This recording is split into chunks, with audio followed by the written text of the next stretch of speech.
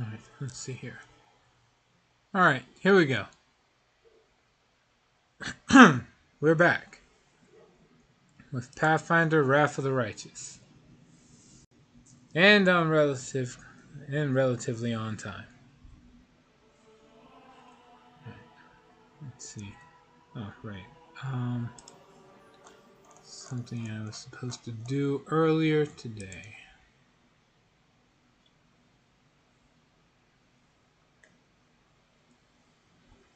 Let's see.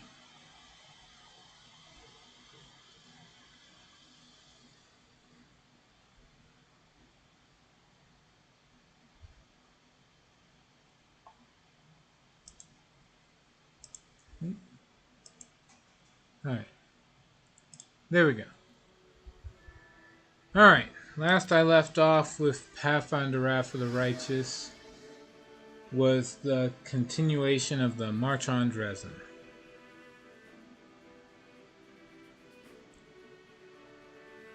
Nothing too fancy, just going on with it.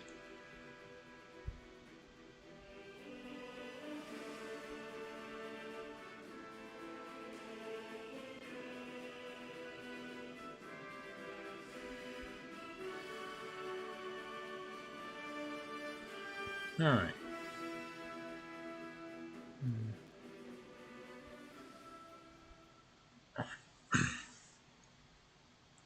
See, what's the message here? Some diseases, poisons, and spells can deal damage directly to your character's ability scores. You can use lesser restoration or similar spells to heal such damage. Camping can also heal ability damage at a rate of 1 point per rest. Alright. Huh. Hello, Atrocious. Alright. That should be just about everything. I sold all the excess equipment.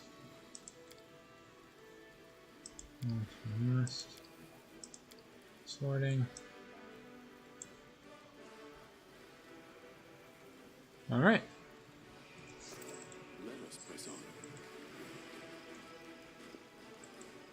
Oh. The mysterious self over there now. What hell do you want from me? Talk to Hilor. Hilor nods approvingly. You've earned the title of commander. Canabras still stands thanks to you. But you'll have to be doubly on your guard. Your Eminence places a target on your back, and there are assassins about. Killing a high-ranking crusader would bring a demon far more prestige than killing a common soldier. Not long ago, I stymied a few of the Spinner of Nightmares' attempts on the lives of influential crusaders, so I know what I'm talking about. Who was that elf that was talking to you? She didn't introduce herself, but she was greatly interested in the volunteers that had joined the army. She thought I might know the elf she was looking for from my mercenary contacts. But I couldn't tell you any more than that. She never shared his name. And I'll talk to him about the rest of this stuff later. Oh wait, no. Talk to him about Finian. No, Pathfinder named Finian. Dismar. Hilor rubs his chin. Let me think. Dismar. I've definitely heard the name before.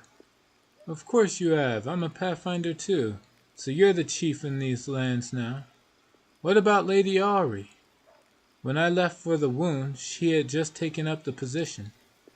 Hilor examines the talking weapon, and chuckles sadly. I'm afraid Ari perished during the Third Crusade. Yes, now I remember. Finian Dismar went missing in the wound at the end of the Second Crusade. His name has been on the list of the fallen for a while. Here I am, alive and well. Writing your list that I'm back, and soon I'll file a detailed report about everything that happened to me. Finian's voice is full of joy. I knew it was a misunderstanding, but now everything will return to normal. I need to write to my folks. They probably think I'm dead too. Hilor shakes his head sadly. Poor lad. but such is the fate of a pathfinder. We face the unknown, but sometimes the unknown wins, and our mind cannot take it. I have to go. Look, watch your back. Alright. Let me see if talking to Finian raised any more dialogue options. Chat, what's up for a chat? I'm gonna talk to you. Go ahead. Although I haven't really done anything noteworthy yet. Do you realize that you're a weapon? What kind of question is that? I mean, sure, the clerics keep going on about every crusader being a weapon of Iomedae, but I don't speak of myself in fancy words like that. I'm just a lad with 2 arms, 2 legs, and more freckles than that light. I choose where to go and whom to fight for. I don't want to be someone's weapon, you hear? Aradin is dead. Now everybody decides their own fate. How did you become a pathfinder? I've always wanted to be one. Ever since I was a kid. I remember I'd go out to the edge of the village at sunset and then just keep walking until I got tired or someone dragged me back by my ear. It was like something was drawing me away from home. My clan wasn't the nomadic kind. Before the wound opened, the idea of traveling anywhere would never have crossed the minds of many in the clan. They were content with their community or their patch of land. But I had always wanted to see what lay beyond the bend in the road, over that familiar hill beyond the horizon. My father, he wanted to teach me to be a shaman like him. But as soon as I came of age, I was off looking for the Pathfinder Society. And I found it, in Iz, after 3 weeks of travel on foot. I passed their trials and they accepted me. My father hasn't spoken to me since, but that's all right. Once he hears of my great deeds, he'll come around someday. All I wanted was to rush off to some faraway land and find a treasure trove no one else had discovered yet. But I knew I had a duty to Sarkoris. Then the wound opened. The demons, the havoc. In the end, I never went anywhere. But as soon as things calm down, I'm setting off to explore Azlant. I've already decided. Great ancient ruins, that's my kind of life. Being surrounded by the wreckage here is depressing, as I'm sure you know. Do you remember anything from before you ended up in Kenabres? There is uncertainty in Finian's voice. I mean, a lot of things happened. I remember how happy everyone was when the ward stone was placed in Kenabres. That was some celebration.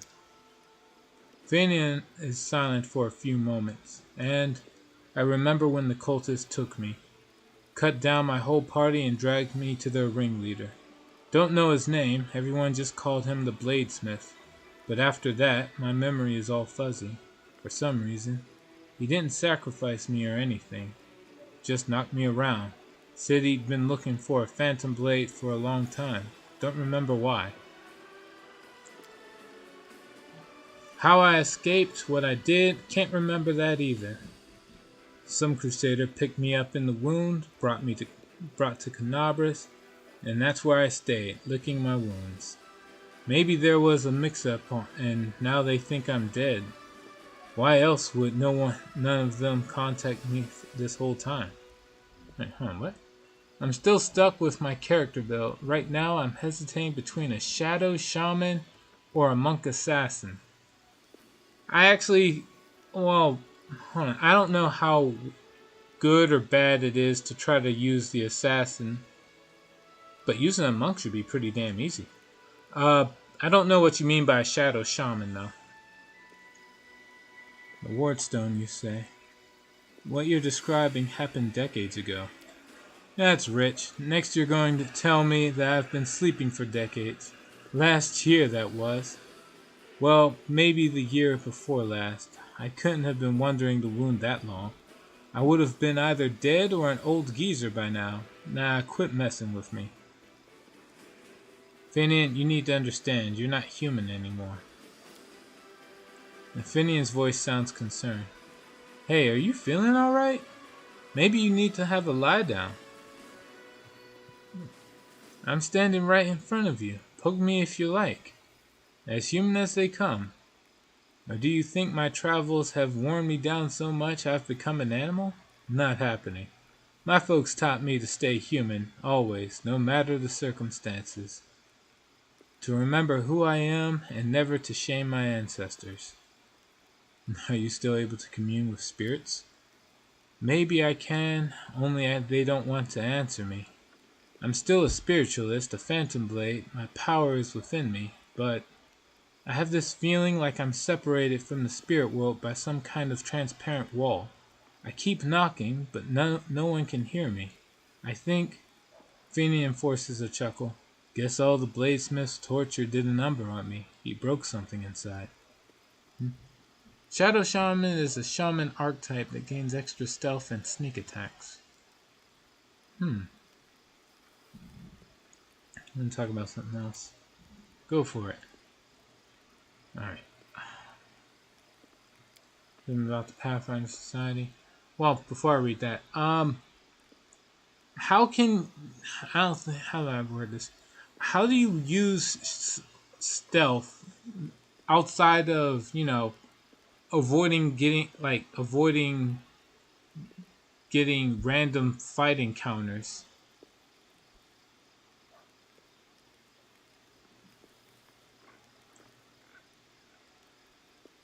Like without, I guess obviously use invisibility spell too, but for the most part, doesn't just trying to fight in stealth fail?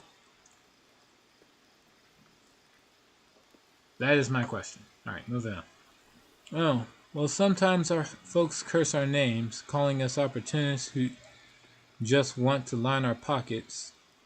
But that's only part of it. We're travelers, explorers, solvers of mysteries, and fighters of evil.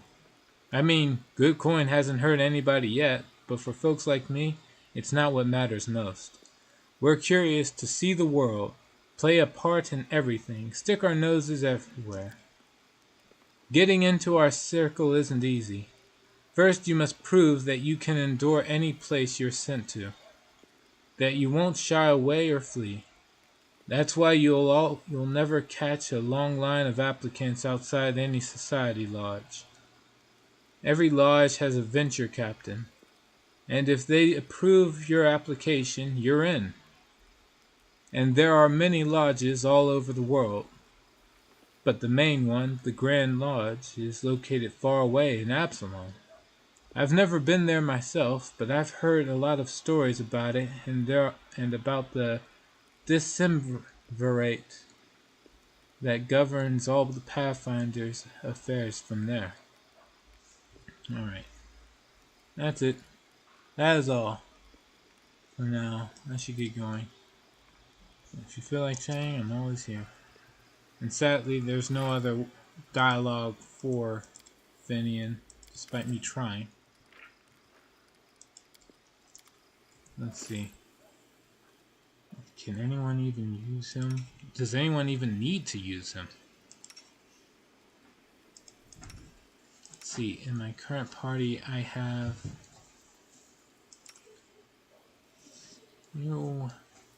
I guess I could give Finian over to Ninio. No, Ninio's casting spells. For you. There ain't not much for you to do, is there, Finian?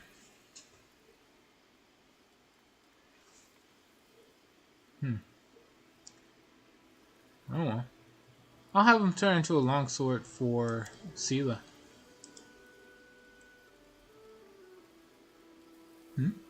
I have problems with both these lineups, however.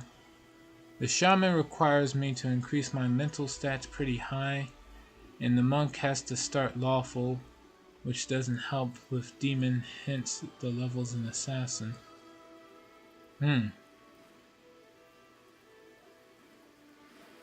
You could just go Aeon and then go Devil.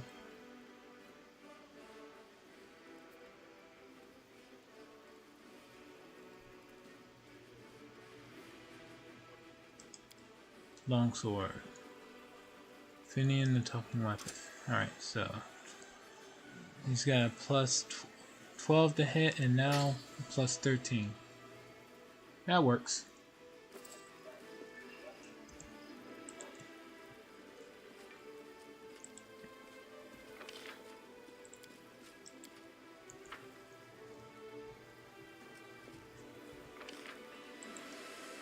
Only thing to really do would be to run off to the commander's tent and dump weapons in there.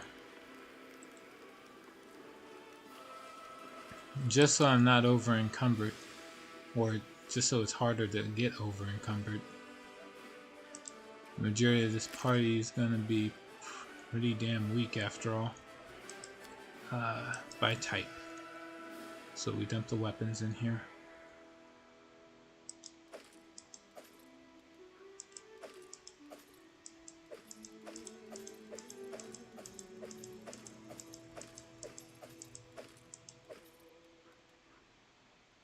I'll sell that +1 shield though.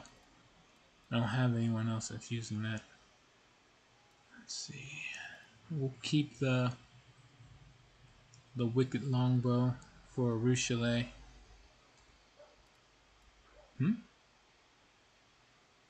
I can't go Aeon. I need the dagger. Oh, right. Okay. You do lose that dagger if you take the Aeon path. So you're cheaping that. Let's see. The only other path that gets Devil is the Azada. And that's as far away from being a demon as you can get. Alright, so you wouldn't get to enjoy going through the whole campaign as evil.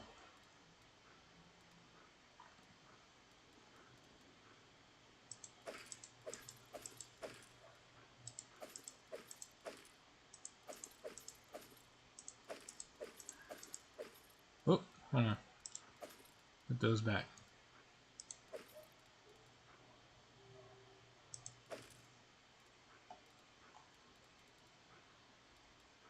Right?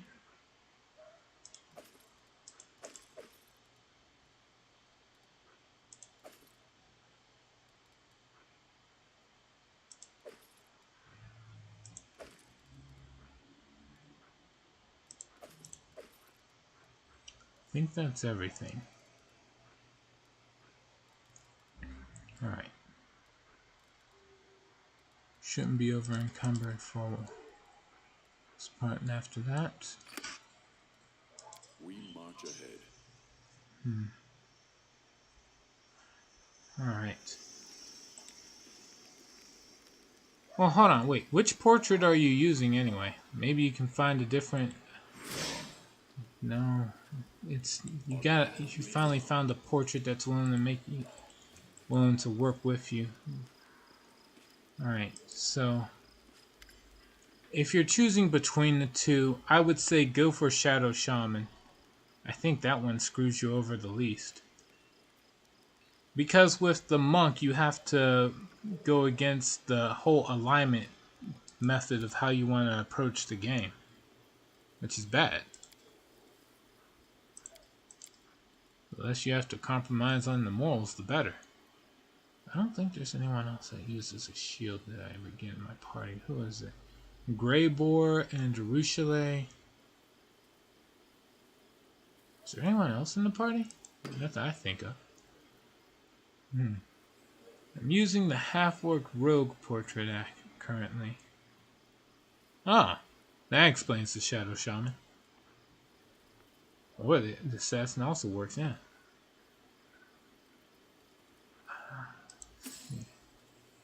So these... No one's really going to use the +2 armor.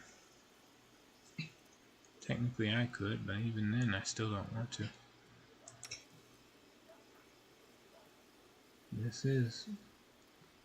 It's too heavy armor that he's able to wear. The only other person that can wear armor is... Sheila, yeah. Screw it. Don't need the +2 breastplate after all.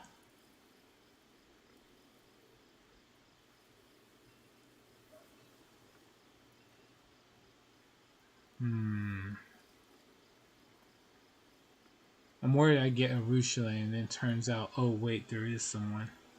So I'll hold on to it just for a little longer.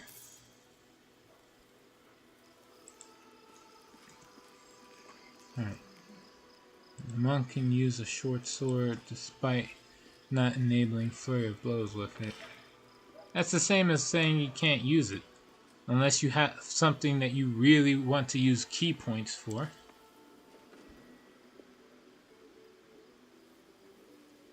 Let's see. Yeah, we're all set with the resting up. Choosing abilities and whatnot.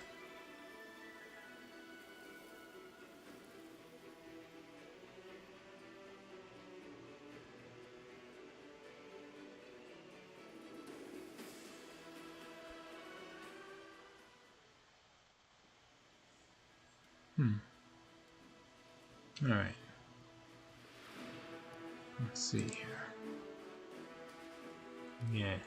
The army's on the move.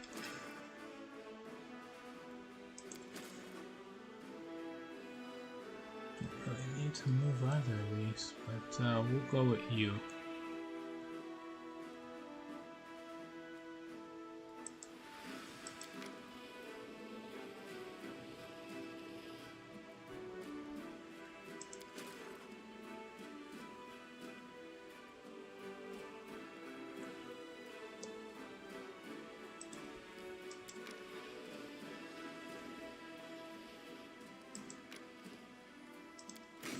Screw it.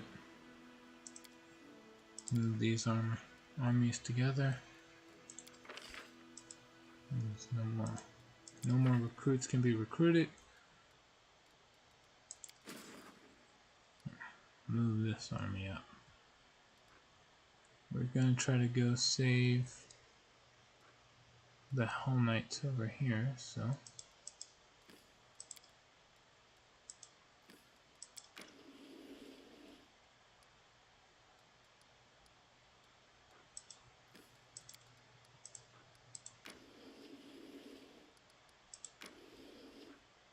let them flee.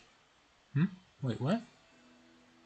Oh, the key powers alone justify the levels in Monk, not to mention the armor class bonus, which if memory serves, can pair with shield. No. No, it cannot. I'm pretty sure there's something in there saying that monks wearing a shield can't use the... utilize the armor class bonus. Let them flee. Accept the result. A corpse in a tattered scout's cape bearing the emblem of the crusade was leading the undead squad. He battled on until he ran out of bolts and desperately tried to conceal his crossbow with his own body, even when the soldiers were hacking off his limbs. Crossbow of Judgment. Oof.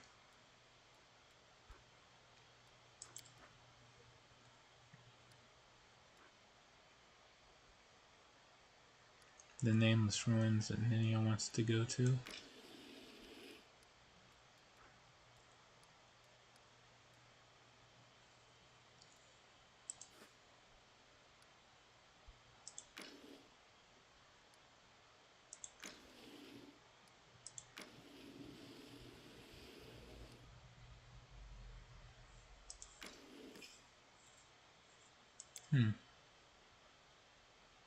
Actually, hold on. We can actually just check that out right now. Healing. Go to main menu. Because, like, it's just something that's in monks.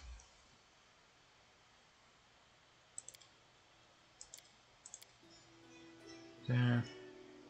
In hindsight, I probably didn't have to go all the way to main menu to do this either. But here we are. Check out Monk. Real quick. Alright, strike. That's warrior.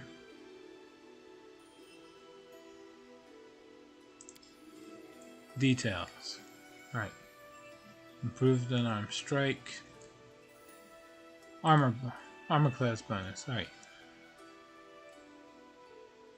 Let's see. When unarmored and unencumbered, adds wisdom bonus to armor class and combat maneuver defense. In addition, gains a +1 to armor class and combat maneuver defense at 4th level, and up by 1 every 4 levels.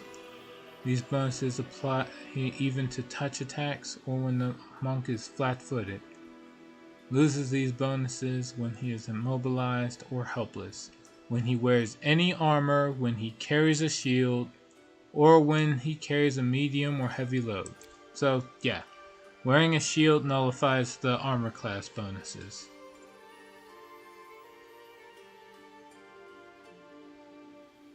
And there it is.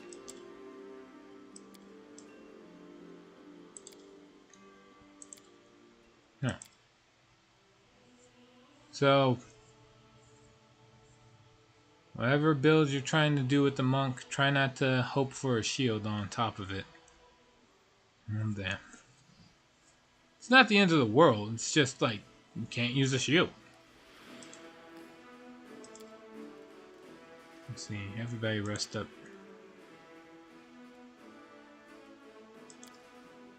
Can't make any more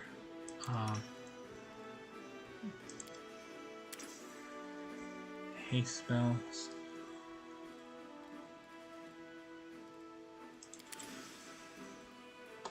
Can make a scroll of displacements.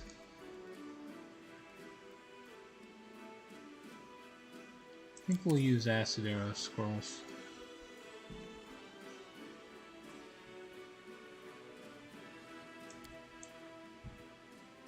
Alright, and from there we move on. Rest. Nenio, your experiments are dangerous. For you, most of all. You need to be more careful. I won't always be at hand to help. Science demands sacrifice. And because of you, boy, we failed to learn an individual's chances of survival after falling under the wheels of a cart rolling down an inclined plane.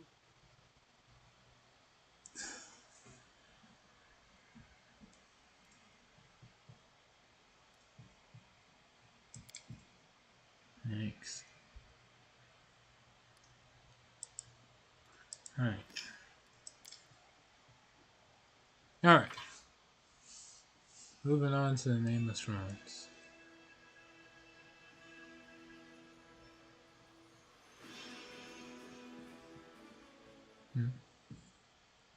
Yeah, the Shadow Shaman seems like the best bet. Problem is, I can only raise my mental stats up to 14 each. Wait, you need all 3 at 14?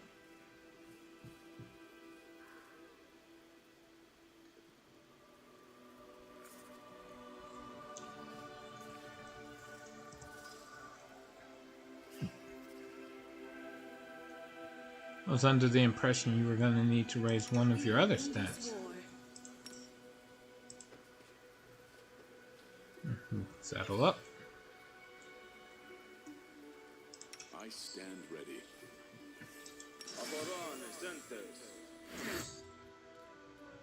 Need to raise all 3 for what I intend to do, yes. That's unfortunate.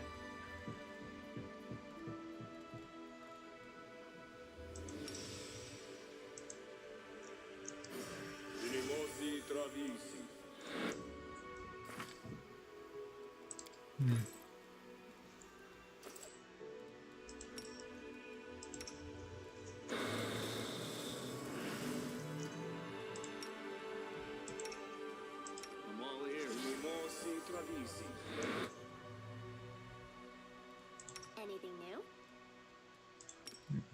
Nothing really. My will is resolute. Haste. Yeah. No, we're done.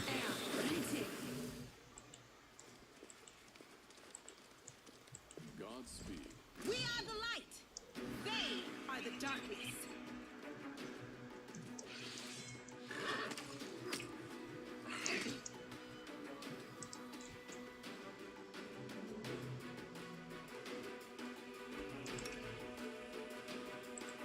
hold back. Heal. Marguerite,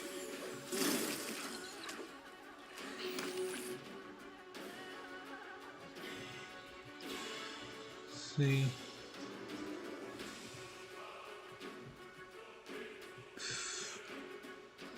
That's unfortunate. Try again. Yeah, you know what? Screw it. No point in doing it. Just channel positive energy, damage undead.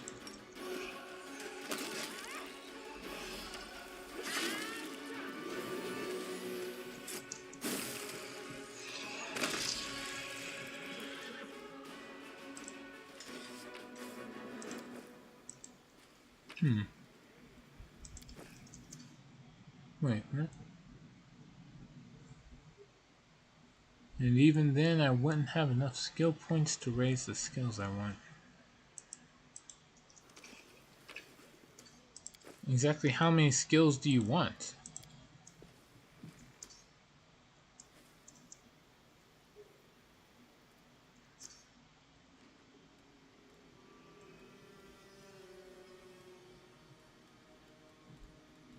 Trust in yourself.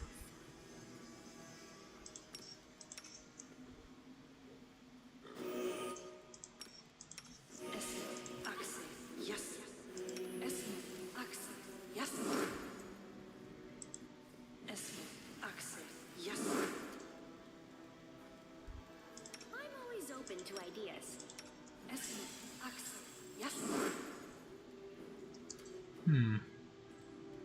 Search for the beauty with your heart, not your eyes.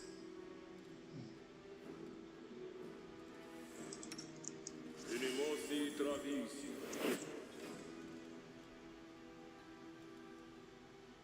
Use another haste. Oh, yes, what?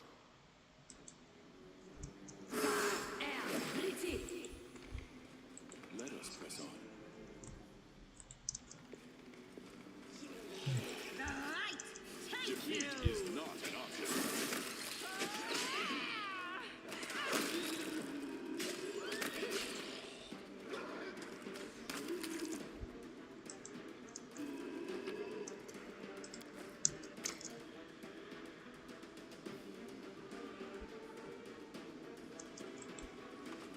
We march ahead.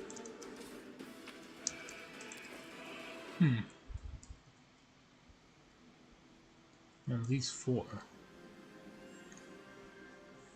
Okay, so that explains why you need the intelligence up. What other skill points? What? So you need your intelligence up a certain amount. Let me see. Which one does Shaman care about? Like, why do you need all 3 mental stats up? Is basically it. I know why you need intelligence now, but and one of the mental stats is for your abilities as a caster. Like, what else is there? I will guide us. Can't hide from me. Do not fear. Do not waver. Fuck this. Get out. Run.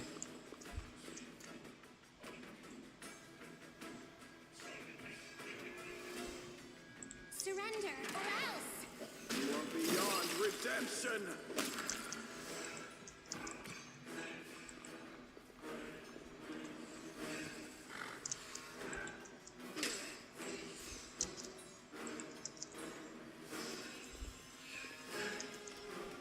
Oh, there he is. I can still fight.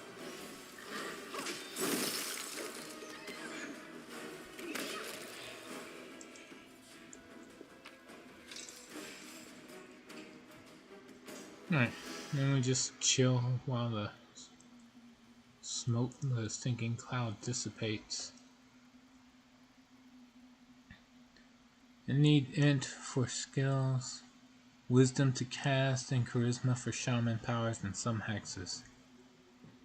Huh.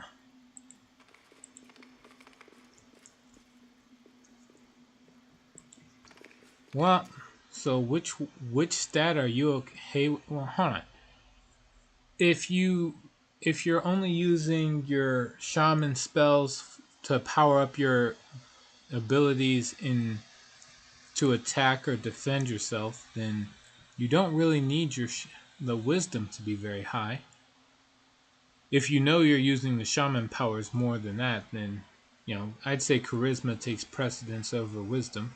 Still have wisdom, but I say like put it at 13, I guess.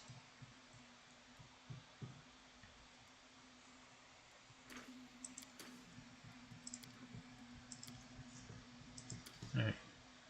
Remnants of the Ghoul's Feast. Call me again if you need to. The scattered remains are sickening to look upon. The ghouls clearly ate their fill. Fortunately, they were not interested in the jewelry left on the bodies. A ring of protection +2.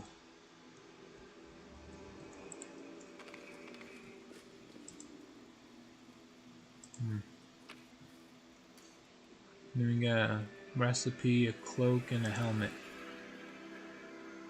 Intelligence, cloak of cleansing.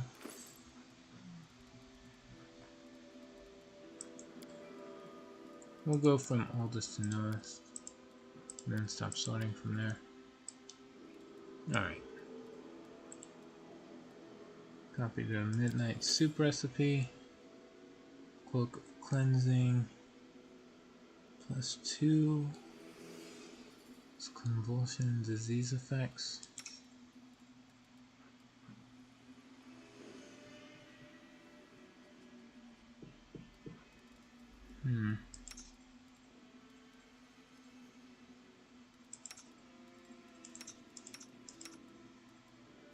Give it to you. Equip. Let's see. You take the ring. And then someone else can take the +1. Wait, what?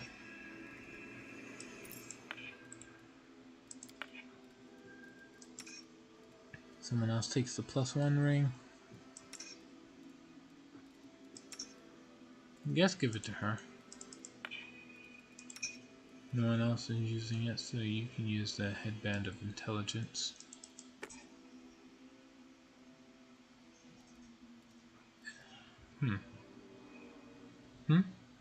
Can't afford to lower any of them. I need intelligence and wisdom for skill checks. Without charisma, my hexes lose in efficiency. True. Plus, a lot of hexes are pretty much save or suck. Like, as soon as they fail, that's it. They're useless for the rest of that encounter. Or at least against the the intended target.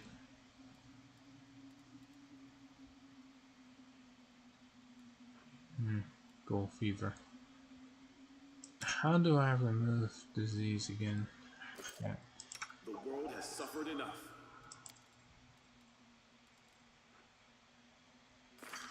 Right. We grab whoever has the highest lore religion, which is socio. Have him treat his own wounds, or treat himself for the disease. And there we go.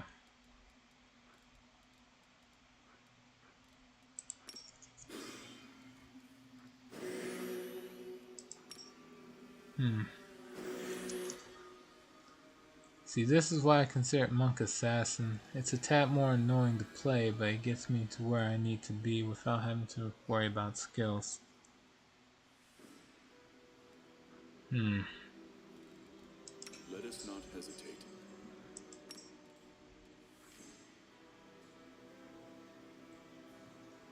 Fair enough. Oh, you know what? Yeah.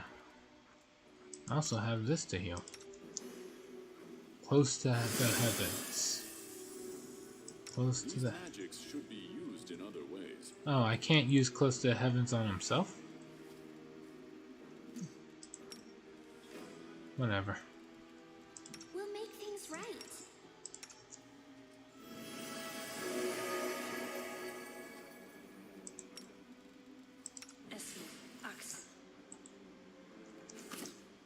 I will lend you my aid. Yeah, just use this. Okay. Together we stand. Trickery.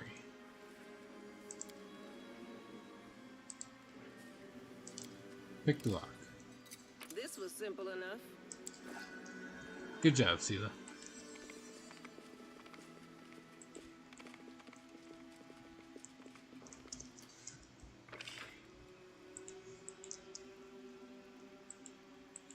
I don't think there's anything else really for me to get in here. So, we're out.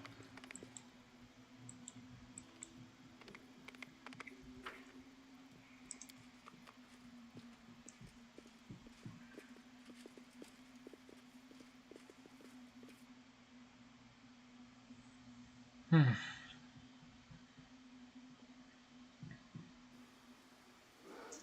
right.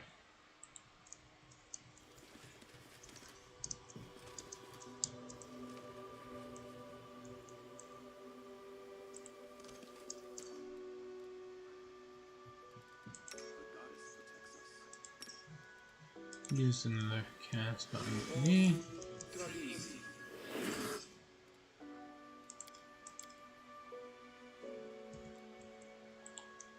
I found something. Wait. And I'm pretty sure I can reach level 10 without any dramatic changes in my alignment.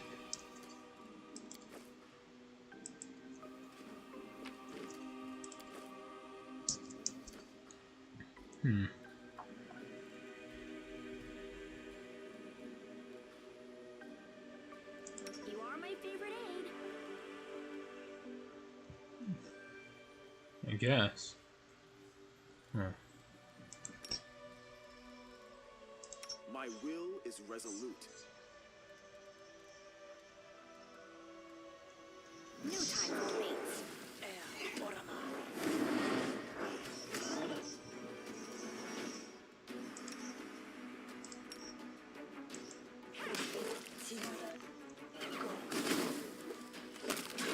Two damage?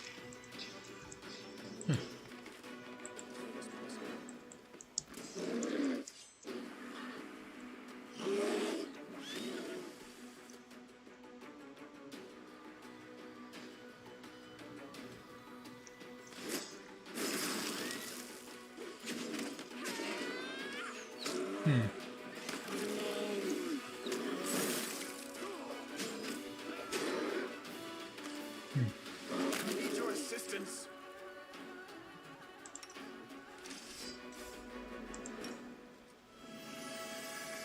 Nah, you're fine.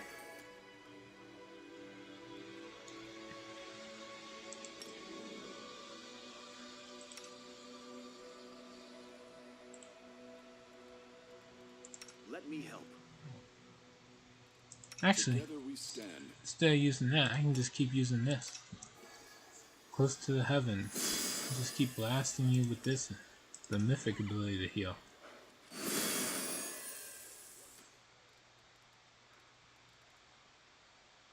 The world has suffered enough.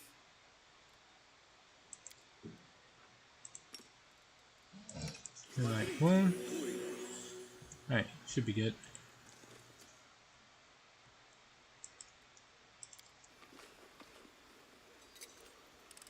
This was simple enough.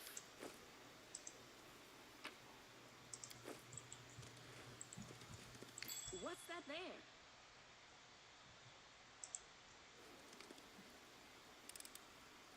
Call me again if you need to.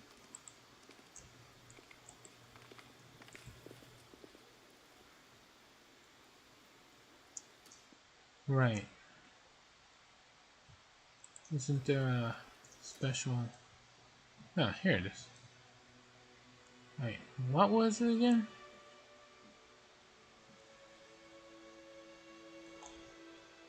Like, I was supposed to pay attention to a lot of the symbols on the archways.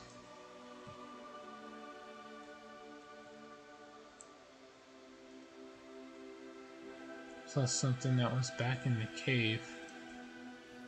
Oh my god.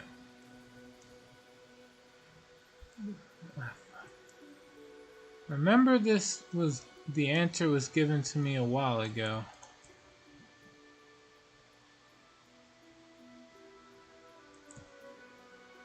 Wait, Atrocious, weren't you the one who told me how to solve that puzzle?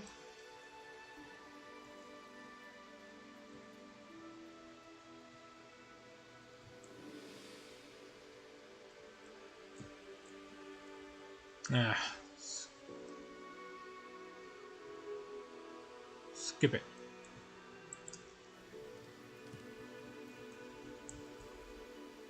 It's not the end of the world if I don't get this, but it was me. Yeah, okay. Do you remember how it was solved? Face up.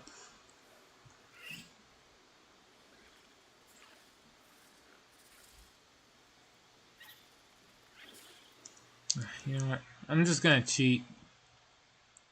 What was the answer?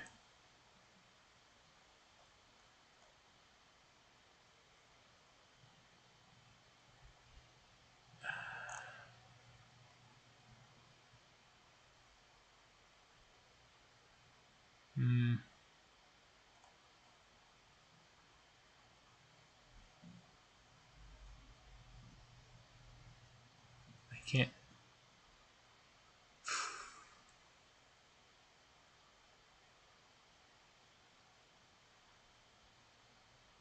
Damn it. Memory serves, it was the circles, then the left side of the square. Oh. In that case.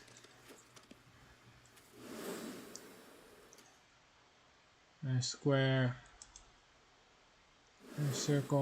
Inner circle, and then the left sides of the square. Yep.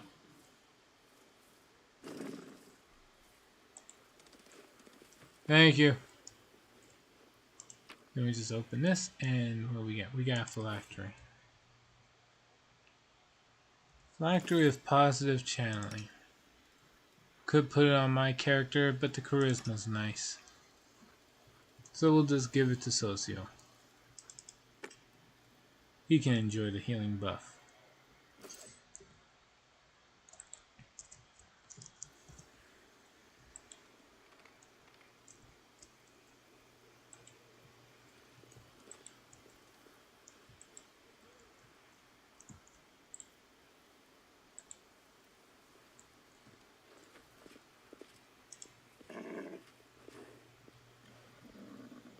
Answer, but why is the question? Answer is an answer 2. The impetus to act. I am the reason for torture and a cause for insomnia.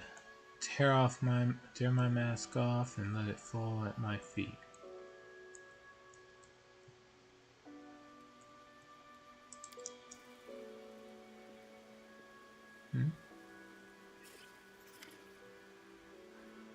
I am the answer, but what is the question?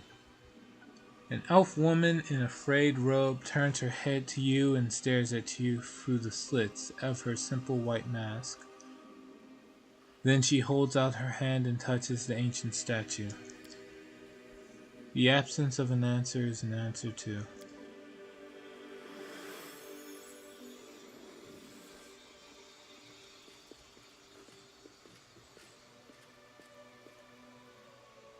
Hey, wait, where are you going?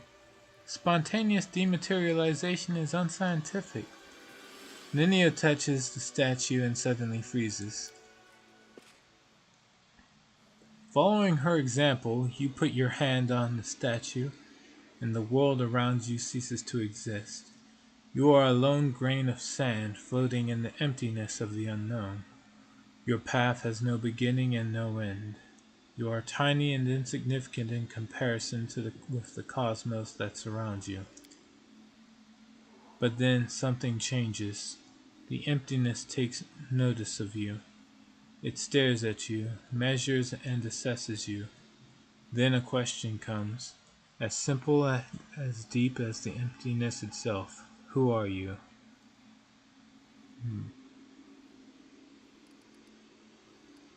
Me.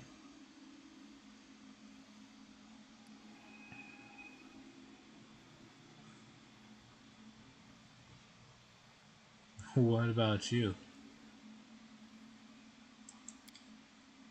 The emptiness does not engage. The question was asked and it will be answered. I'm not going to answer.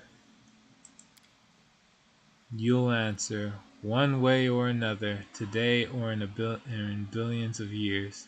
The emptiness is patient. It can wait. Okay. Let me out of here! A foolish demand from a grain of sand floating through the eternity. How can one get out of infinity? Lie. I am Queen Galfrey. The name you uttered, the false name, rings through the emptiness. Then the silence comes, bleak and oppressive. The emptiness knows the truth, but wants to hear it from you. I am... Do you want to say your name? But what is it? Just a set of sounds you use to associate with yourself. You are Mendel? Who decided this is who you are? Your parents? Yourself? Someone else?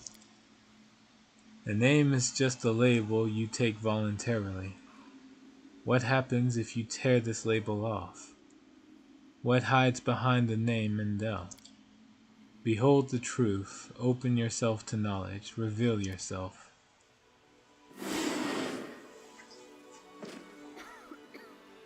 I am Nenio. Nenio. You hear me? You voice from nowhere or whatever you are? You hear a stifled cough nearby. Where Nenio used to be, now you see an unfamiliar kitsune curled up tight on the ground. What's going on here? Nenio, is that you? Sela instinctively lays her hand on her weapon.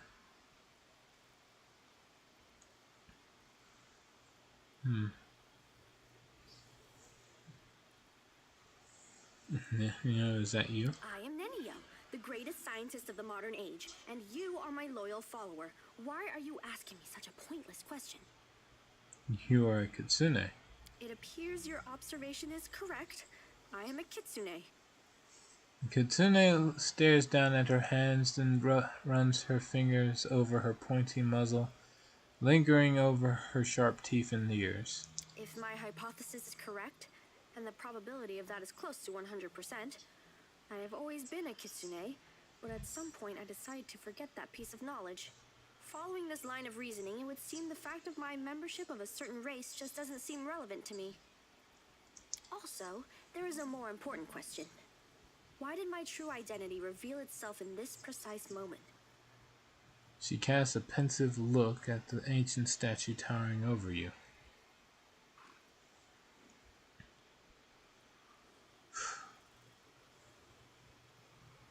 How could you forget you were a kitsune? This question is irrelevant in the current situation.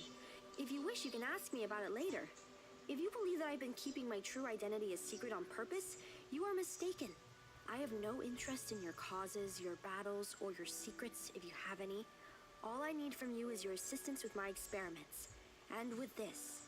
Nenio sweeps her hand in a wide circle, gesturing at the statues around you.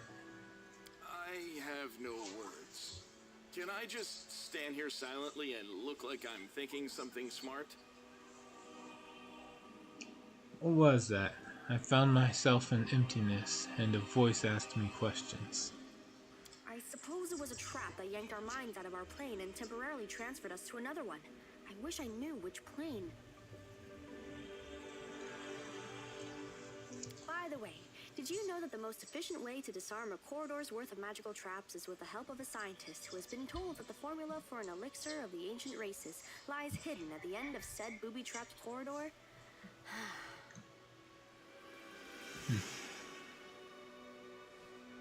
Whose voice do you think it was? I haven't the slightest idea, but it is most definitely an extremely wise entity. Besides, the entity displayed no aggressive tendencies, which gives us hope that it can be reasoned with. So what do you think about that?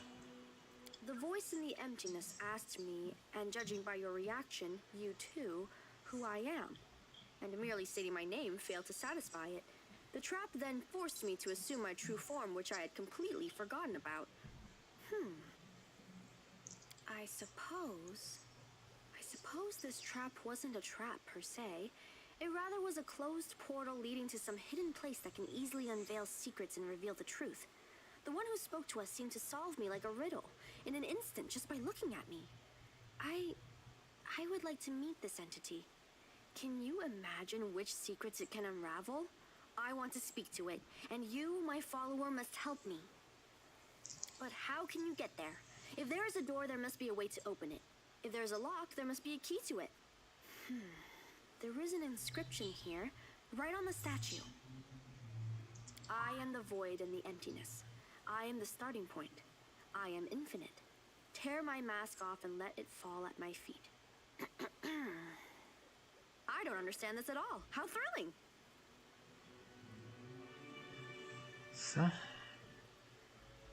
Sounds like a riddle.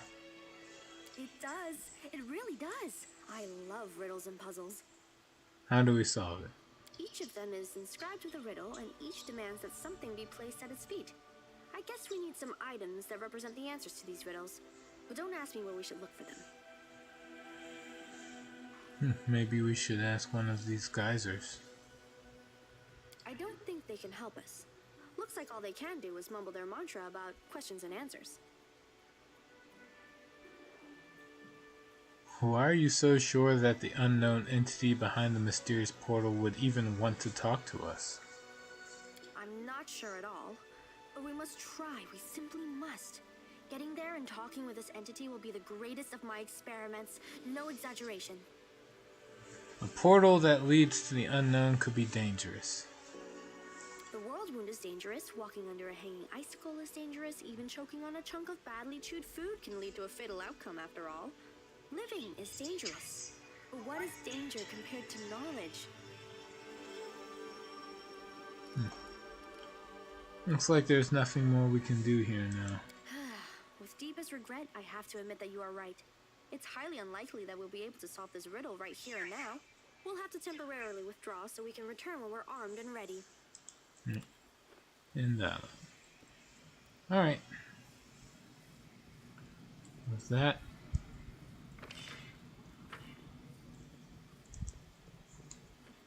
we're officially done with the unnamed ruins.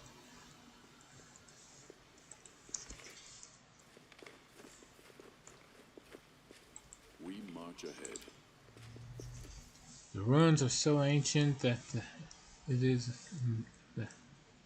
it's impossible to tell which civilization was responsible for their construction.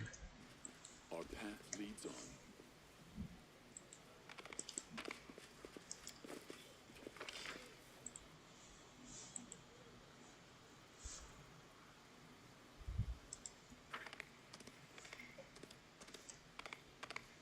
I found, something.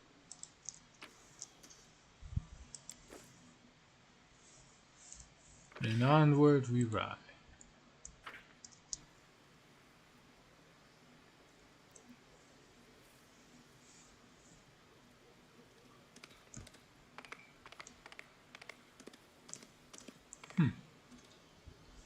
I'm getting confused. I don't know which class to go for. I don't want to cheat my stats for them to be satisfying.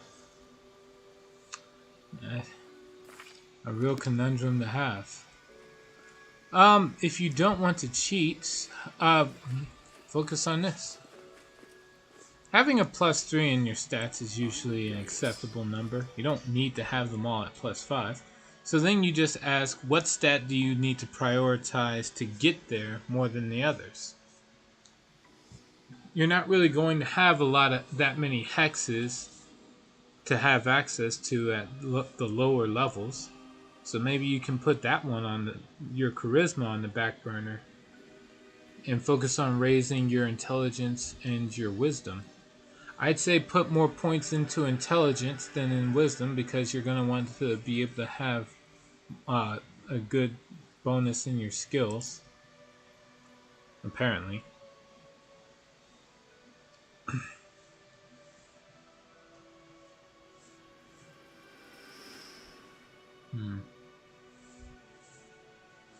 In order, I'd say bonuses to whatever you need your intelligence to be, then your wisdom, and then your charisma dead last as far as what should be the best. If you were hoping to have only one skill be max, then you should go for a much simpler class.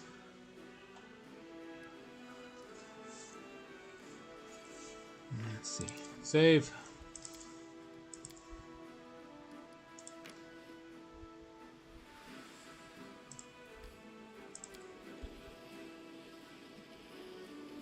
Alright, that little pause there means a new day passed.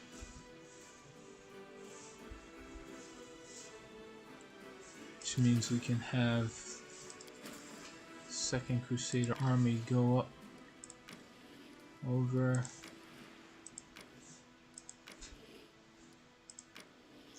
Whoa! No, stop. God damn it. I didn't mean to do that. Load. We are going to have to load. No. I'm not doing that.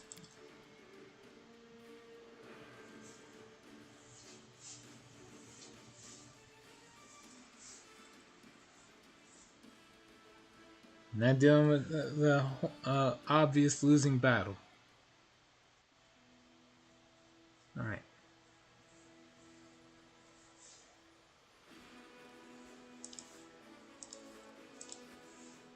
Now, let's try this again.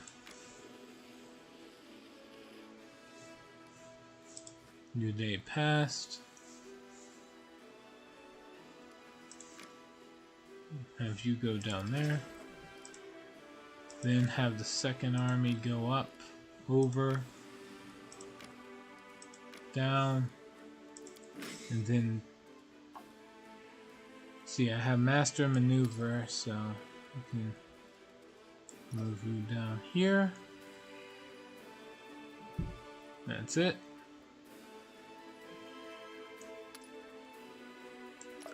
Yep, that's it. Alright. Now, let's try to win this.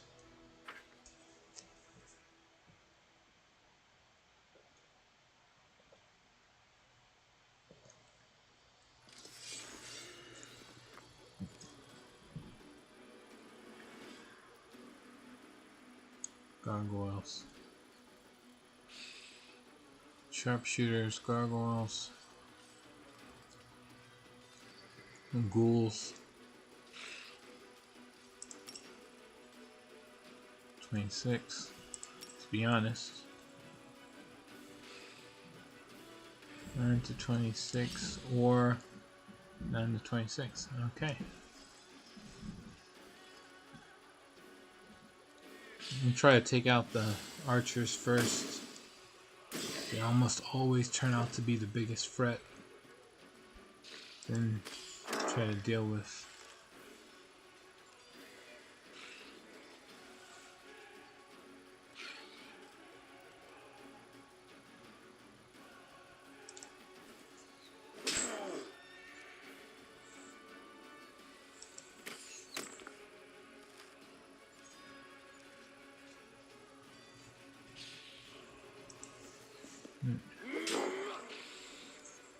Sweet. Gargoyles look like they're gonna go down in no time flat. Medieval. And then just defend yourself.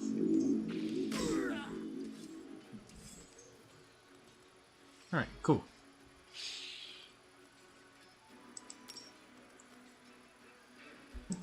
Heal the ghouls. And shoot them down. Alright, done. Not the only thing left are the gargoyles, and they're easy enough to beat.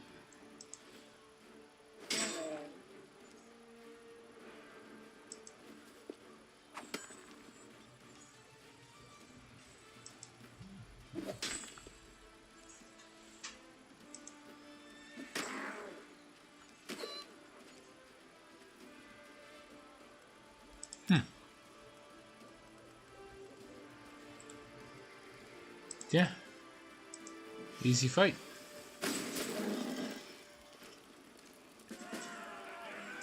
Okay.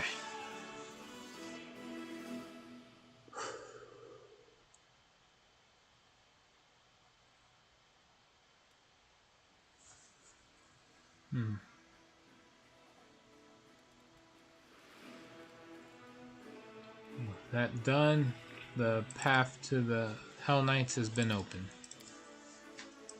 Let's see what else I can do as far as clearing out this map. Alright, looks like it's done letting me just auto-win fights. Brimarax.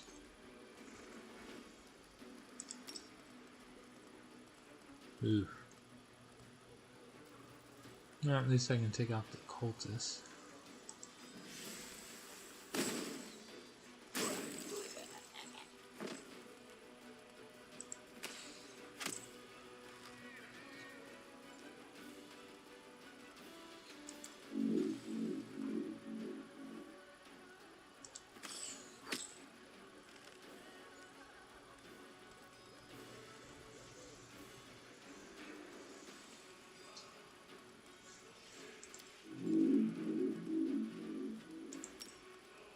See.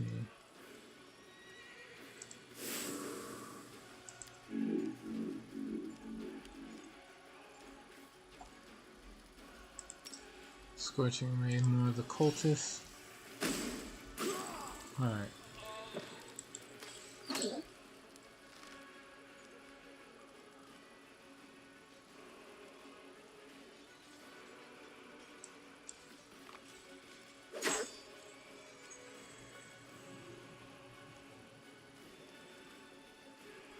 Shoot down these.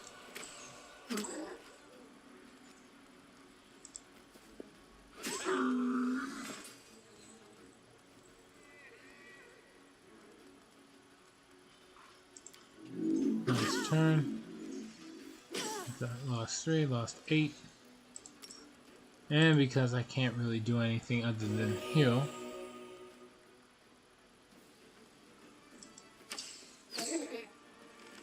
heal up and cut them down.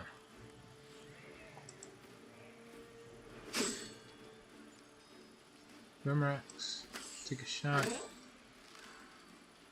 Shots. Nope.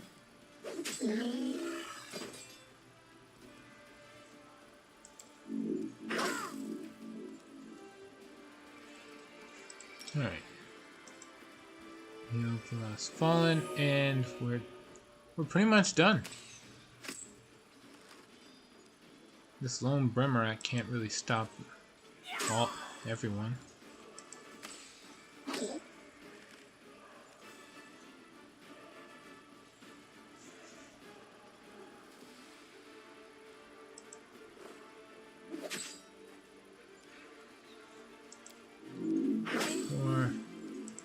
Right, shoot down the last one and call it a day. Alright.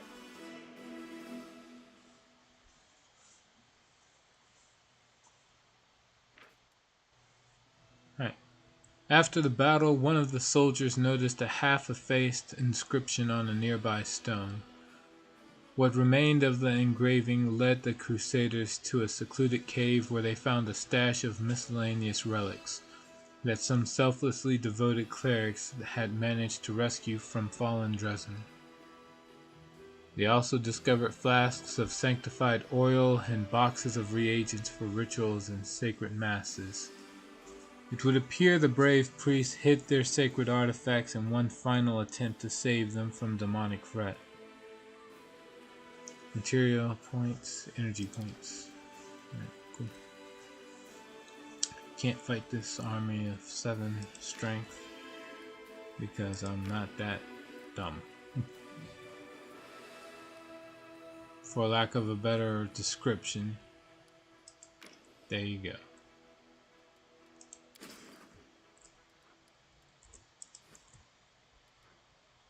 And the other thing I'd say is, like, there's Chili Creek. Visit Jernog there.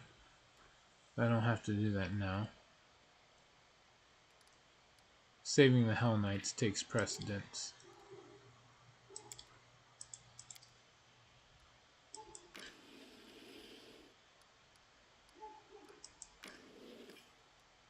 Alright, reliable. Read that.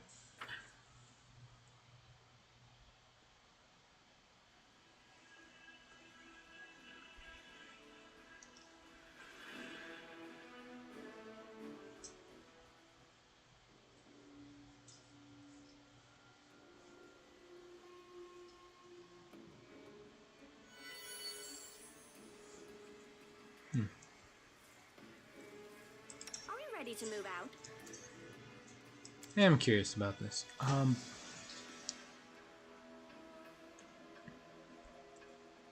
From being a kitsune,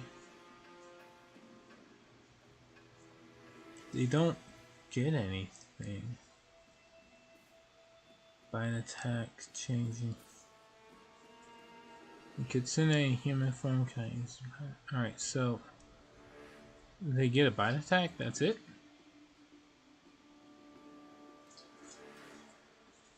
Storm burst.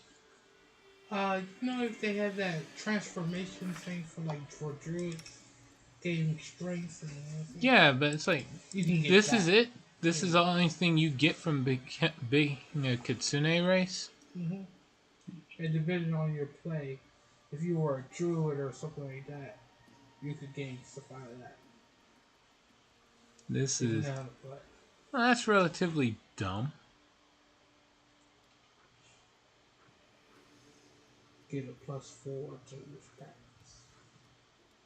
Oh, well, whatever. Making yourself look human. Anything new? Oh wait, there's a bonus to your stats?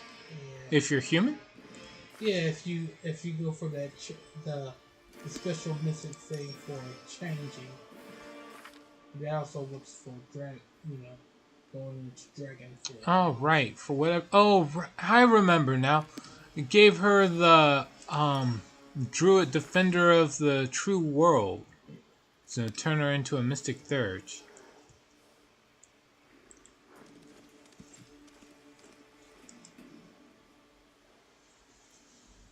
Right. Commander, come here, quickly.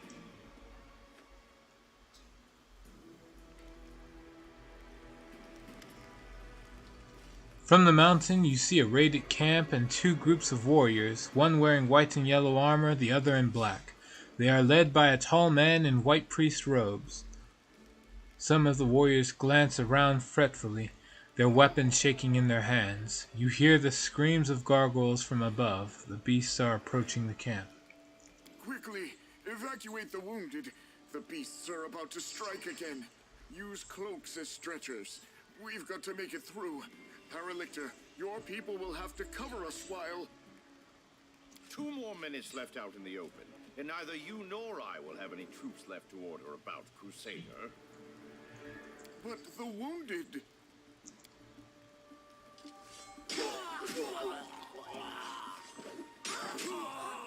Problem solved. Retreat to shelter. The one called Paralictor makes a barely noticeable gesture, and the swords of his troops execute the wounded. If the man in white has anything further to add, his words are drowned out by the shrieks of gargoyles as they fall from the sky.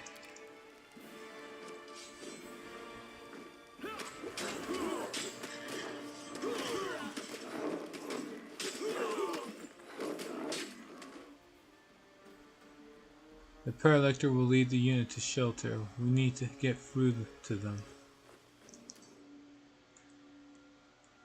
Alright, well. Alright. Looks like the Hell Knights continued to fight the gargoyles even from the air. They both fell to the rocks and perished. Alright. Before we even get there, start throwing out some buffs. My will is resolute. That's good for you. Use this. Let's see. Bull Strength on Sela. Bless spell. Require my unbiased opinion? Yeah, cast Mage Armor on yourself. Trust in yourself. Yeah, no. Cast Mage Armor on yourself. And... what else? Oh, you got heroism now. Yeah, shit. Use that on Seela. Defeat is not enough.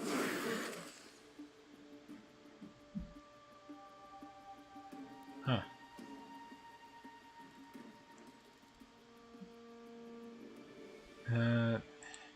A bunch of gargoyles came down while we were buffing. Alright, screw it.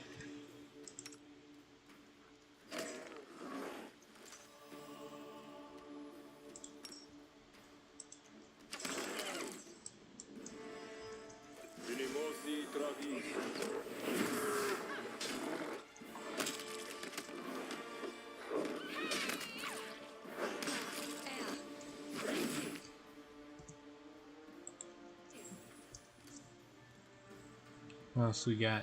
Is there any other buffs? Oh yeah. Heroism on Seela.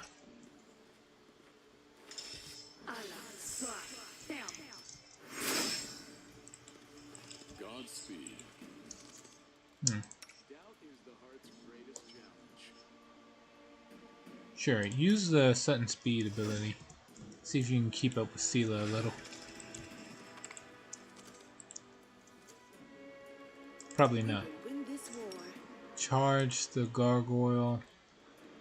Tell the horse to charge the gargoyle as well. Here we go.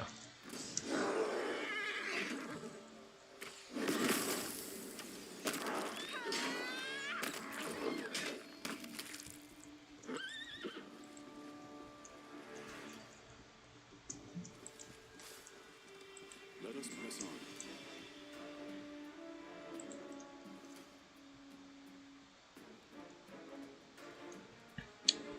So far, so good. Our time has come.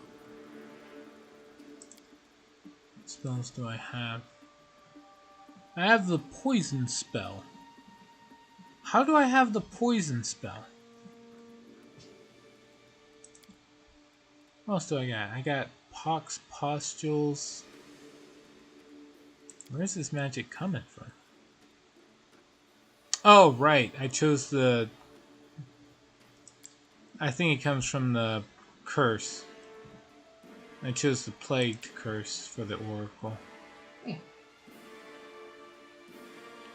does constitution damage, 1d3 con damage per round, fort saves to negate. I should actually try that. Oh wait, Together we stand. let me check this. Yo, yeah, it's a melee touch attack too. Sweet. Since I'm a strength build, this actually works for me. Got a bastard sword. Yaker and some poor little priestess girl. The sight before you is at once macabre and picturesque. A lifeless couple, a man and a woman, dressed in white and yellow priest robes, lie on the ground surrounded by the bodies of dead gargoyles. They are tangled in death. The claws of the monsters are tearing at the humans' clothes, and the largest gargoyle's talons have pierced the man's chest and punctured his heart. But before they died, he or his companion defeated the enemy. Suddenly, the woman opens her eyes. She doesn't look at you, but stares up at the World Wound's horrific sky. Her pale lips open, and she exhales abruptly. The sun will never rise again. There's only darkness above me. Even the sky here is cursed, and we along with it. Yaker, walking in the front, steps over the man's body without looking, but turns around at the sound of the woman's voice. The Mendevian faithful break too easily. See, Ember chimes in. All people are easily broken. The knights in pale armor help each other through the horror, but the knights in black only break each other and everyone around them. And we, naturally being who I am, do the good option. Heal the woman. You need help. You'll feel better now. The woman pushes you away with a weak gesture. Expend your efforts on someone who can be helped. Leave me. My crusade is over. Who are you? What happened here? I am a priestess of ardent Sarenrae, from the Order of the Sunrise Sword. Next to me is Ashes Strager, the head of our order. Sorrowful pride sounds in the woman's voice. He has led our forces on raids to the World Wound many times, but this campaign, the gargoyles attacked a few nights ago. A vast number. We've never seen anything like it. Ashes organized our resistance with great skill, but while the monsters were distracting our fighters, a small group of them raided the camp and took our supplies. We were left without food and water in the middle of the World Wound, where it is nearly impossible to find provisions. We shared the last crumbs of our supplies and set off back the way we came. Everyone was suffering from hunger and thirst. We grew weak and could barely fight back when the gargoyles struck a second time. They snatched many of us away. I saw the pain on Ash's face as he counted the losses, but he managed to rally us. We continued our trek and soon came across traces of a recent battle. Someone had destroyed a troop of demon worshippers. In our desperation, we decided to follow the strangers, to warn them of the gargoyles and seek their help, having no idea that they were Hell Knights. But we received only scorn. Every gulp of water in my unit is accounted for, they said. They spared us 2 flasks and a sack of dried bread. They said we were allowed to keep the sacks to use as bandages. 2 flasks between all of us, a sack for bandages. Hell Knights. Seela curls her fists, almost grunting through her clenched teeth. I'd rather ally with a flesh-eating poisonous wyvern. A leader has to take care of their own tribe first. All the scandalized gasps. How could he do such a thing? Suddenly fall away when you're first faced with the hard choice. Are you going to take food out of your own child's mouth to feed a starving stranger? Jeez. Fuck off, huh? Damn. No wonder nobody takes this guy. Who picks... damn. Who initially picks Lon over Windowog again? Out of curiosity? Like, out of, like... neutral people. Very rarely. Oh my god. I think people were like, oh, well, Windowog's evil, so Lon must be good. It's like, I don't need to hear this. Like, Bleak and unfulfilling. Oh, shit. Yeah, fuck off, At buddy. least, you just say, truth be told. Yeah, Jesus. This is what I would do. But what would you like to do? That's awesome. At least she's straightforward. This guy's a jackass. Shut the fuck up. Nobody asked you, Lon. Yo, damn. Alright. What happened after that? The gargoyles attacked. Despite how the Hell Knight Paralector had treated us, Ashes endeavored to help them, and had us carry their wounded, but that monster had them slaughtered. Ashes was beside himself. It's difficult to conceive of such evil. He told our people to go with the Hell Knights to find shelter, while he stayed to cover our retreat. The woman exhaled softly. He was a strong cleric, but as he treated our wounded, he neglected himself, and he paid for it. What a terrible injustice, but alas, all too common. Those who care for others often perish first. Thanks, Socio. Thanks. So who do you hate more, Lon or Socio? Oh, yeah, that. Well, after seeing a bit of Lon, I can easily say Socio. Still Socio. Evil motherfucker. The problem with Socio is he thinks he's good. So the evil he does with a grin on his face. And he'll boast about it. Even then, at least Lon actually knows to keep a frown on his face with it. But Socio's the worst. true evil incarnate. We only have him in the party because he has good, in quotations, under his alignment. Alright.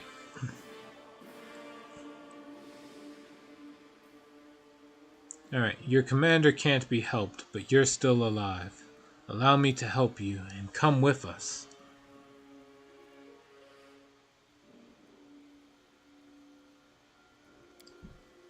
The woman looks at you wistfully. Why? So many deaths, so many sacrifices, such bravery, all for what? No, I will not go with you, stranger. My commander and I will die by what we live for, compassion and nobility.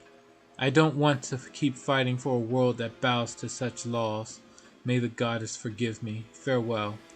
The woman closes her eyes, exhausted. I'm sorry these good people treated you this way. If you don't have the strength to go any further, rest. We will continue your crusade. I promise you. Thanks, Ember.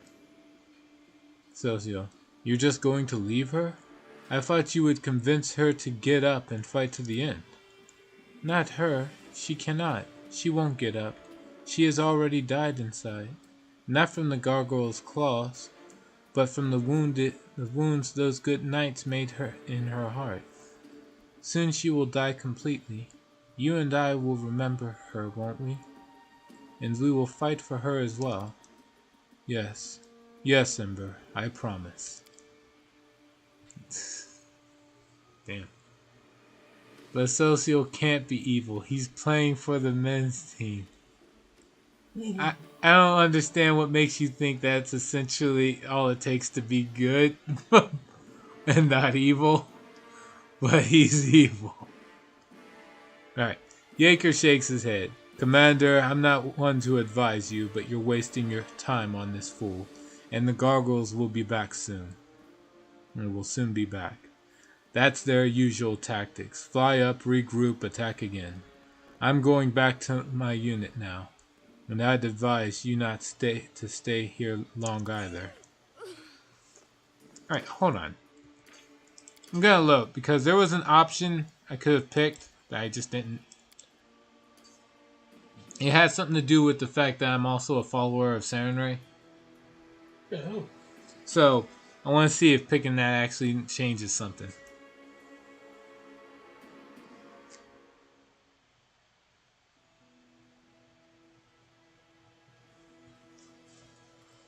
Oh, god damn it. I forgot to save. That's okay. When you don't do the whole reading the dialogue thing, going through combat's a breeze.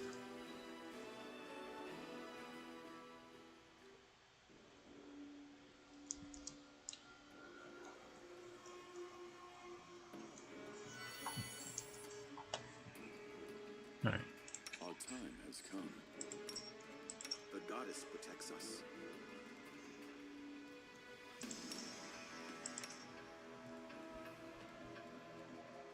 Huh?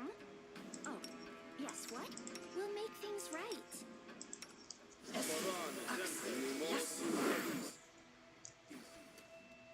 Alright, cast another on Milkshake.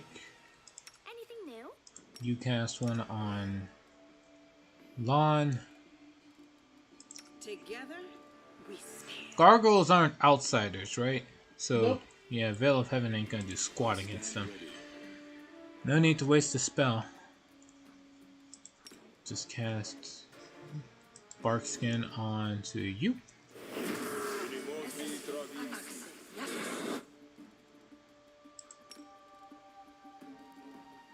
And onto himself. Doubt is the heart's greatest challenge. Use your super speed. Search for the beauty with your heart, not You are your my eyes. favorite aid. Use haste. And suddenly this fight's gonna be a whole lot easier.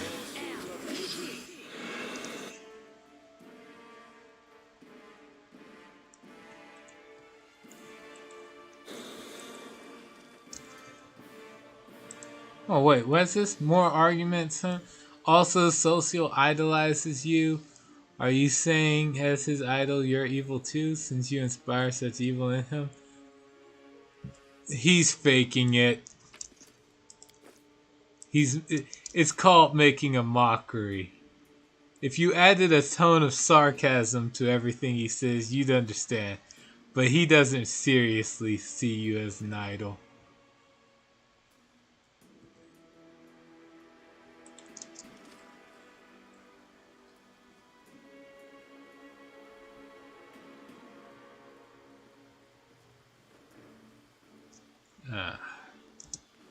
Skip.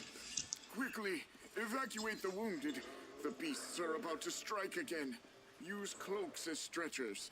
We've got to make it through. Paralictor, your people will have to cover us while... 2 more minutes left out in the open, and neither you nor I will have any troops left to order about, Crusader. But the wounded...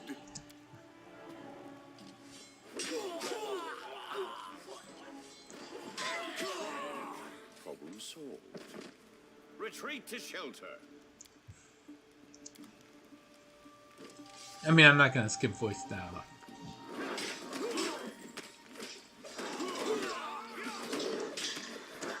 Right.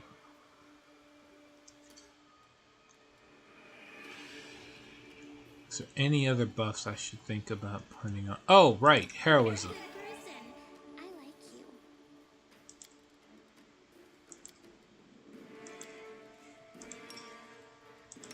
I like you. This war must end. Heroism on Sela, and we're good. Yet another obstacle. Surrender or else.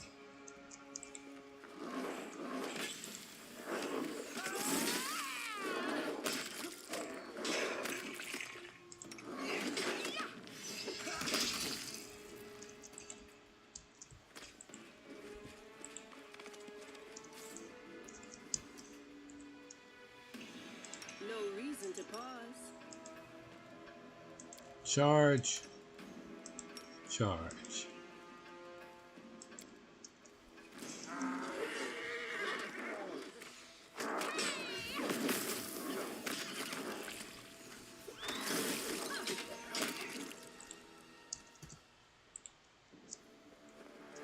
Remember, kids, heroism is bad for you. Don't do it.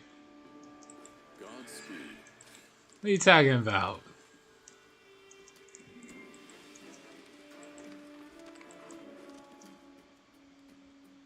Nothing wrong with heroism.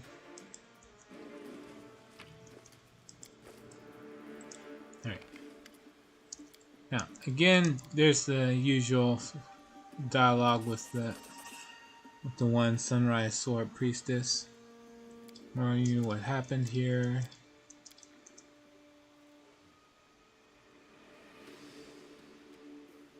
What happened after that? And then it's like, okay. If you feel you cannot be saved, then rest in peace, sister. May Sarenrae accept your soul. Damn. Alright, fine. I don't know if I'm worthy of standing before her. I surrendered and now I'm dying not as a crusader but as a crushed insect. But that's for her to decide, not me. May the will of the goddess be done. Remember me in your prayers, brother.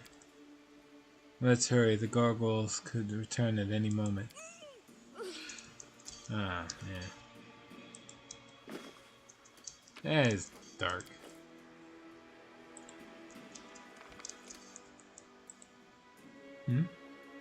Oh, the haste spell wore off.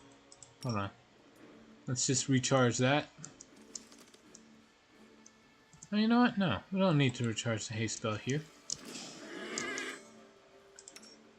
I will cast Stonefall.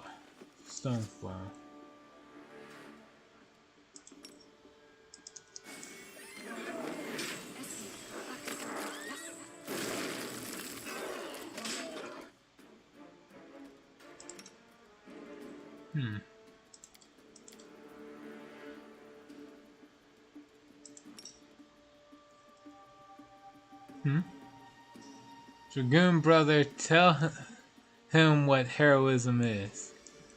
Oh, no. Dragoon bro is gonna tell me about the spell heroism. Right? That's what you're referring to.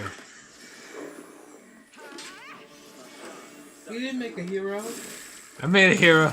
No, you didn't. He's the hero. He's the good guy. No, he's not. Mendel's a good person. No, he's not. Ember said so. It must be true. Her source is already messed up. She's a kid in this whole costume world. She still sees me as good, so I am. You're a representative of good. This world is good. Rational.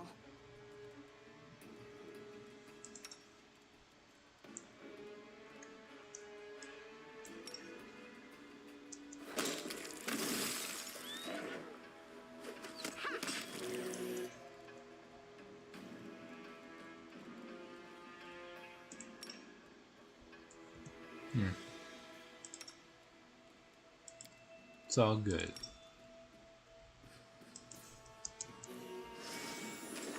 Vision blurring. Legs are shaking. Peculiar.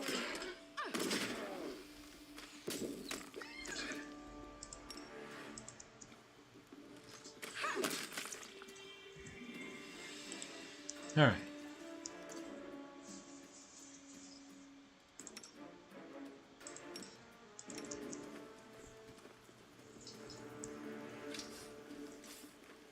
Right. Ember sees anyone as good, especially Socio. She sees him as super good. Okay, maybe you're right. I guess Ember can't see what's really good. All right, you're right, bro. She can't be a good marker if she sees Socio as good. Yes. That's a good way to convince me. Maybe I've been doing things wrong.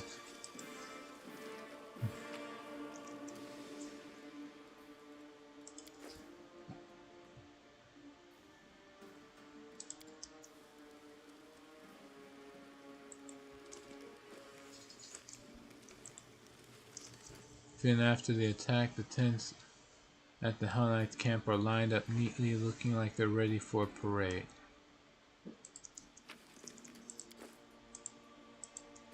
We're gonna loot their encampment.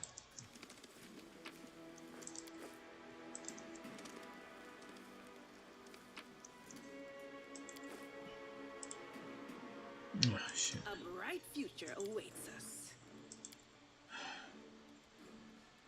I'll just use the apprentice lockpick. Call me again if you need to. Oh, sweet. Hide barding. Point to trust is. Bah, that's not a point.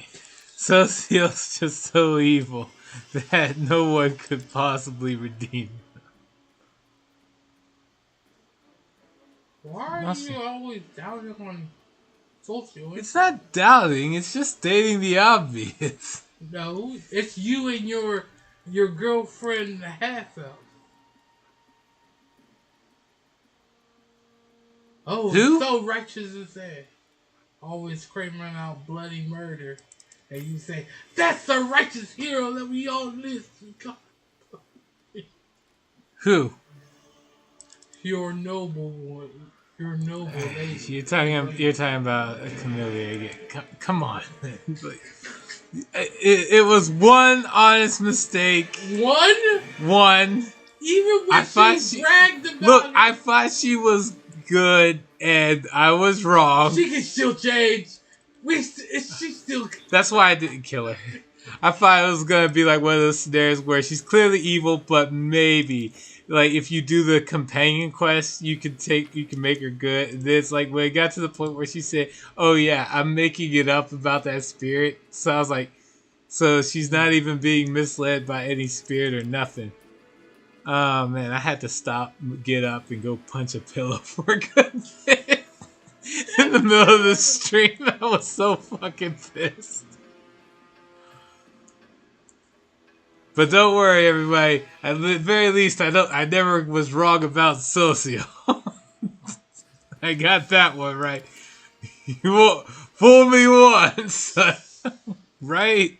No. It's based on your interactions, how he treats the war and the conflicts. You gotta create. The deed is done. Demonic energy has polluted the earth, creating tumors filled with poison. Alright, so the only problem I have is there's this one little chest that's highlighting up here, but it won't let me click the damn thing. Maybe if I leave and come back later.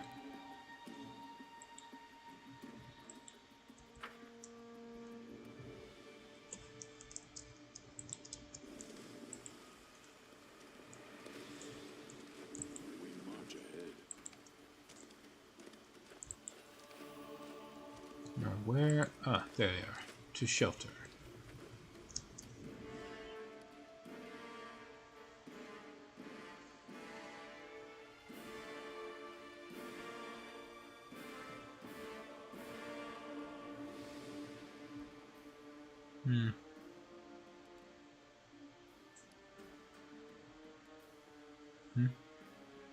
Wait, what? It's just based on him being a brighter you. He's you plus ultra. Oh, hell no. No. I'm way better than that. That faker. Well, you didn't like his portrait? Yeah, it was essentially I picked the one portrait, the Hell Knight portrait, and then I saw him looking as bright and cheerful, like a cheerful, better version, and I was like, "Oh, fuck you!" Like, and the guy, and the portrait art has the gall to give him like a little bit of the shining light behind him. I'm like, "You piece of shit!" I felt like whoever did I felt real slighted, like. Oh, you can pick, if you pick a portrait, you'll run into an NPC in the game that has a portrait that's essentially just a better version of whatever you pick. It's not like there were a whole lot of different portraits that were black guys in there, so it's like, fucking hell, man. You all look the same. They do look the same. Negro. I mean, they're brothers, so I get why, but like, damn. And then the worst part is I never found the actual brother in that playthrough, so I don't know if they were going to keep him with the same portrait or give him a different one. Alright, let's see here. All that talk aside, let's see. We gotta get ready for the obvious attack. Knight Commander, I presume. Your glory precedes you. I am Reginald Renge, Paralictor of the Order of the God Claw, contemporary officer of the joint unit of Hell Knights and the Order of the Sunrise Sword. You and your people should take positions. The gargoyles are regrouping. We expect they will attempt to break through in 5 to 6 minutes. No, he keeps the same portrait. Huh. Okay. Alright. The moment you step across the threshold, you're targeted with pale yellow eyes. A gnome with considerable gray in his hair, dressed in black armor, lowers his head slightly. A joint unit. Forcibly joined. The leader of the Order of the Sunrise Sword was unable to get to safety, which is not surprising, considering his, shall we say, excessive scrupulousness and sluggishness. Given the extreme situation, I took command of his people. It's supposed to be good when different people unite. We're here for a common cause. But it still gives me the creeps for some reason. Hell Knights shouldn't be allowed to get their claws into our paladins. It's wrong. I mean, if Finian says so. I saw you order your own wounded to be finished off.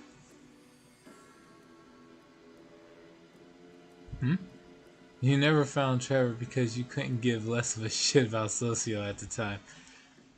But like, didn't complete any of his quests. No. Any I of his finished a quests. few of his quests. The problem was, by the time I didn't know everybody was supposed to have a companion quest in the Abyss.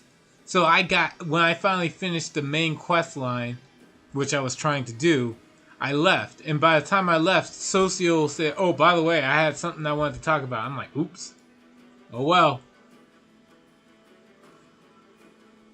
So that was just, I didn't know. Now I know everybody's got their own play date with the commander of the crusade when they're palling around in the Abyss. Anyway, I saw you ordered your own wounded to be finished off. Indeed. The gargoyles were clearly trying to capture as many prisoners as they could. I don't know the reason behind these abductions, but I'm not about to give the enemy what they want. That is why all my people were ordered not to be taken alive. And as for the wounded, we didn't have time to get them to safety anyway. Regel's answer is dry, almost disinterested. Can you hear yourself? For the sake of principle, in order not to give the enemy what they want, you killed your own wounded. Helpless subordinates. Why does anyone still follow you? Because we are Hell Knights. We know our duty. Only someone who's never been responsible for the lives of others could feel any outrage at this decision. The wounded couldn't be saved. What good would it do to anyone if the rest perished along with them? Paladins don't trade in lives. They strive to save everyone. You're right, they don't. They give lives away for absolutely nothing. Who picks you? You! God damn it, You! Lon! You're so Oh, good. bad you made me agree with Socio. Shit! How are you this fucking lousy? Even his Oh mother my did right, god! his mother did right by abandoning him. Shit. Apparently. God damn it. I've never, like, that's real fucking bad. That's so bad. She gave a good speech even at the front. Like, think about it. This is him. This was so bad that it made me want to. It makes me agree I'm with killing your Socio. name. Jesus.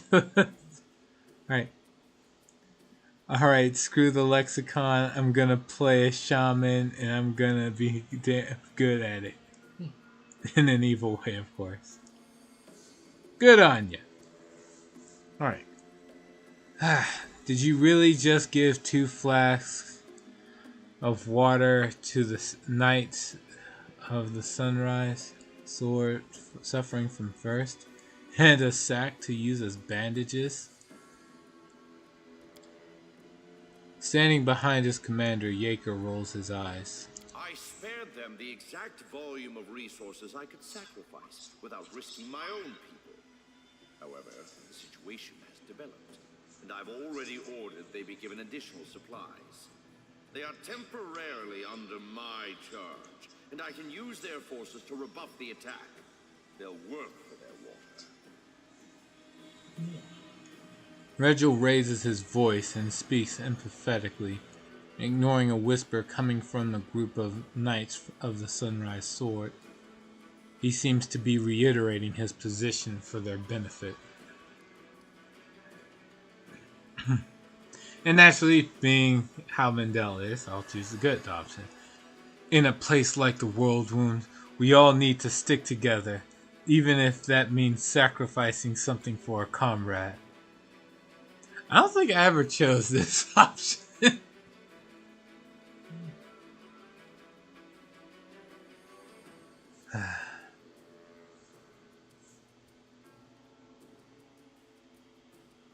Noble Ashes and his Sunrise Swords have already done so.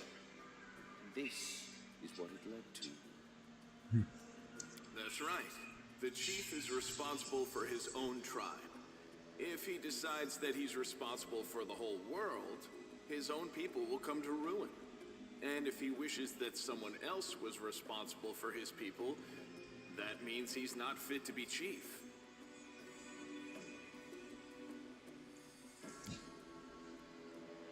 Regel's harsh words cause a whisper among the knights in a white and yellow. Hashtag bad acting.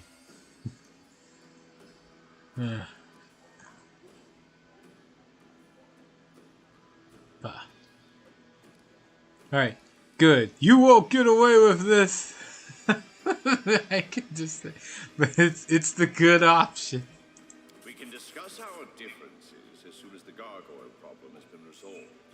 Speaking of which, here they are. Defeat is not an option. Good job. Cast. You cast, what is it? Communal protection and alignment. Into the fray!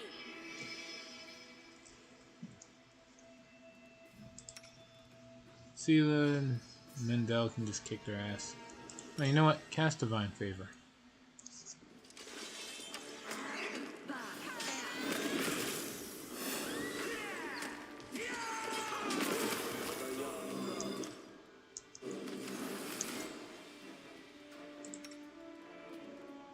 Let's see, you cast that.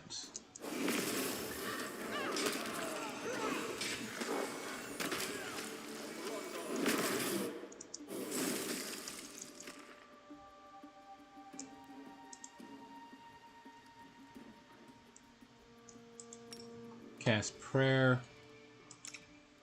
Sela. Yeah, you help out with that, and they'll switch off and go after these. Ember, cast Burning Arc.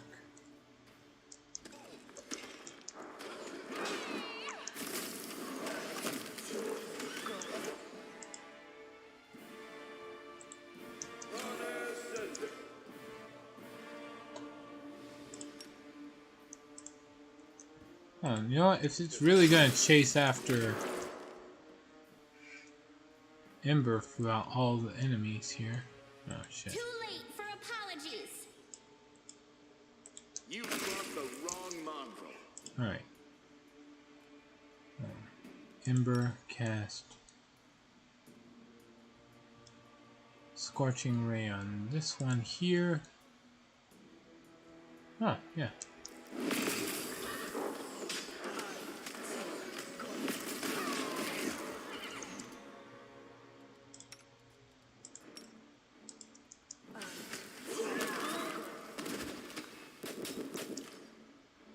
And just keep spamming Magic Missile.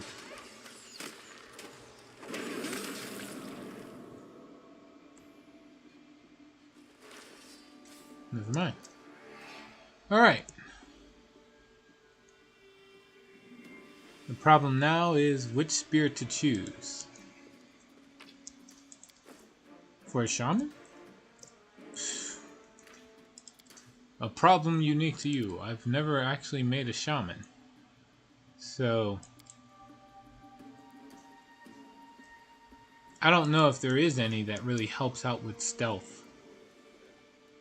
Kind of thought that it was set up where as soon as you pick a specialized shaman archetype, it chose your spirit for you.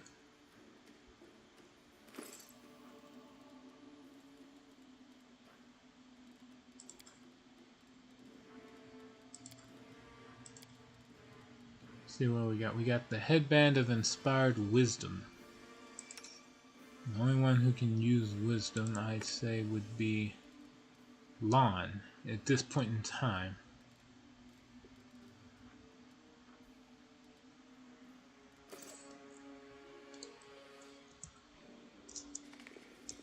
Let me help. Sure.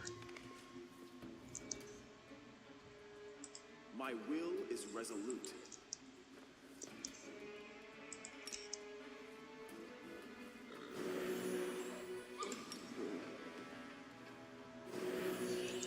There. I would take battle, but Camellia already has that one. I could take fire maybe. Do like fire spells, but I'd only get one use of each. Pondering. Oh.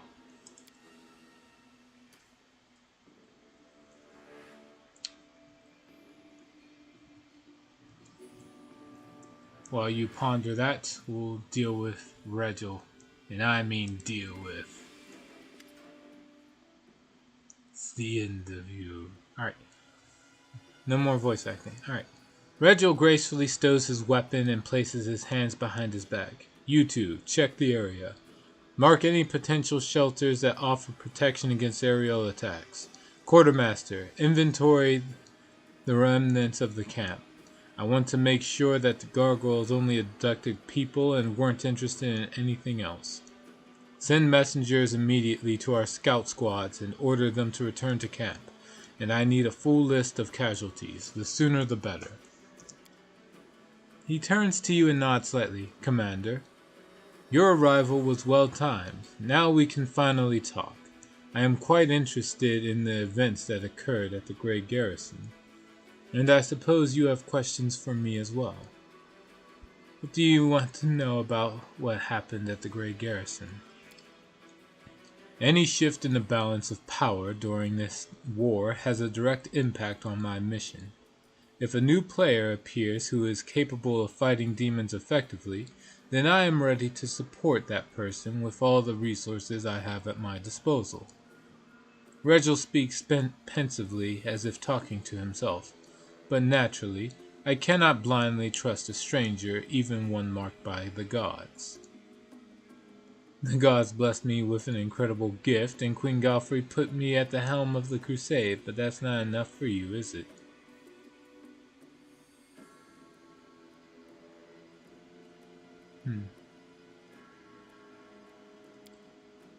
The will of the gods cannot and should not replace our sound judgment.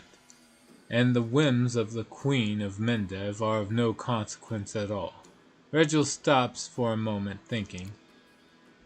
Is there anything you'd like to know before we move on to more serious issues? What are Hell Knights doing here within the borders of the world? The same as you and your army, fighting a war against the demons. The Hell Knights have always been a part of the Crusades from the very beginning. We don't answer to Queen Galfrey, and we act on our own authority, but we serve the common cause. The Skari's spawn have no place in the world we want to build. Regil barks out the final words. What does Paralictor mean? I am the commander of this unit, and in the Order's hierarchy, I am 2 steps lower than its leader. In the territory of Mendev and the Worldwound, there are a few who equal my rank, but I am the most senior Hell Knight officer for many leagues around. We're not done talking about your atrocities. Of course, the Paralictor doesn't seem hurt or surprised. If you wish, I will explain my position in detail. All the soldiers killed at my order belong to my unit. Therefore, the case is an internal matter for the Order of the Godclaw. You could have sent an appeal to the Order commanders, but the result is inevitable. Not only do the Order's rule and field operation guidelines not prohibit it, they even recommend a policy of death is preferable to captivity. So everything that happened, though it is surely lamentable, and has deprived me of a few good fighters, is also a prime example of military necessity. Well, of course, atrocities don't matter if you have a piece of paper that says committing atrocities is allowed. Okay, Socio.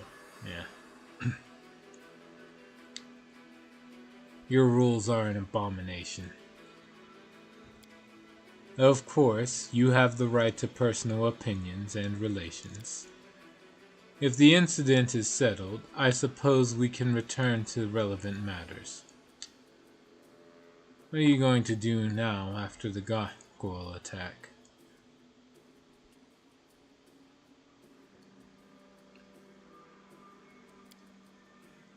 I will wait for my remaining fighters to return, and you will see, and what you see here is only a small part of my forces.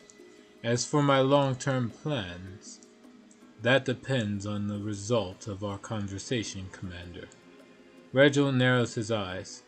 Before we move on to serious subjects, I'd like to address an organizational issue regarding my unit. You may wish to be present. Yeager steps forward and salutes with a clenched fist to his chest. Paralictor, permission to report. During the first gargoyle attack, I determined it necessary to leave my post. I swam over the river, found the commander's army, and asked them to provide assistance. Regil nods. The reinforcements were much needed. You will earn a double salary for your resourcefulness, Yeager, and 100 lashes for abandoning your post. The young knight grows a little pale, but immediately salutes again. Yes, Paralictor. I could be evil, or it could be chaotic, could be evil, but I will choose to say nothing since I am neither. Regil, who has watched you closely throughout the entire conversation, nods to himself. Now for a more delicate issue. You, Commander, were interested in our dispute with the Knights of the Order of Sunrise Sword, correct? Their forces in Canabras suffered great losses in the demon attack. And now their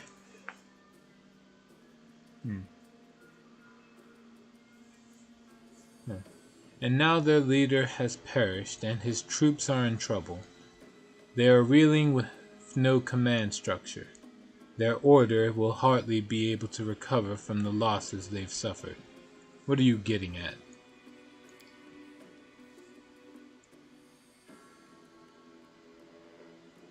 These fighters aren't the finest material I've worked with, but if I assume formal command over them, I'll be able to reforge them into weapons of reasonable quality. 1 or 2 might even become true Hell Knights. The rest will be put to good use as well.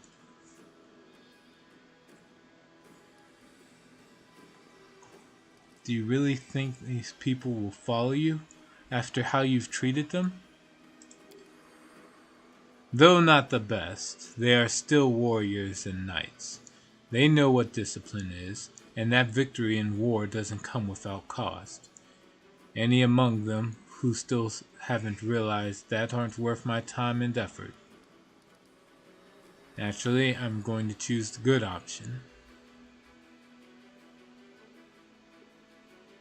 You have already shown that you will easily sacrifice these people. Use them as living shields for your precious knights. I won't let that happen. Let them join my army. At least I don't treat my soldiers as expendables. Well then, we both have arguments to make. Let's see what these orphans say. Regil looks at the warriors in white and yellow, shifting cheerlessly from one foot to the other. Initiates of the Sunrise Sword, your leader is dead. The Order has suffered serious losses and will not be able to recover. You may return to Mendev to join another Crusader order and hope that they don't meet the same fate as the Sunrise Sword. Or you may remain under my command. I will not promise that it will be easy, or that our war-making will be constricted by your principles. What I can promise is this. Under my command, you will never again feel like helpless mice in the talons of a ravenous raptor. Does that mean we've worked off the precious resources you've spent on us? The water, medicine, and bandages? Yells one of the knights in white and yellow. I wouldn't make such an offer if I thought you were useless garbage. The initiates of the Sunrise Sword consult with each other for a time, and then one of them, a young woman in knight's armor, steps forward. Your methods of warfare and your treatment of your allies goes entirely against our ideals, Paralictor. Commander Mendel has already said to you everything that should be said. We've decided to follow the commander in his march on Dresden. As you wish. It's difficult to tell from Regel's face whether he's disappointed or not. Well then, Commander, let's proceed to the main question and then put an end to this exhausting conversation. We would discuss the cooperation between your forces and my own. We do share a common enemy and a common battlefield.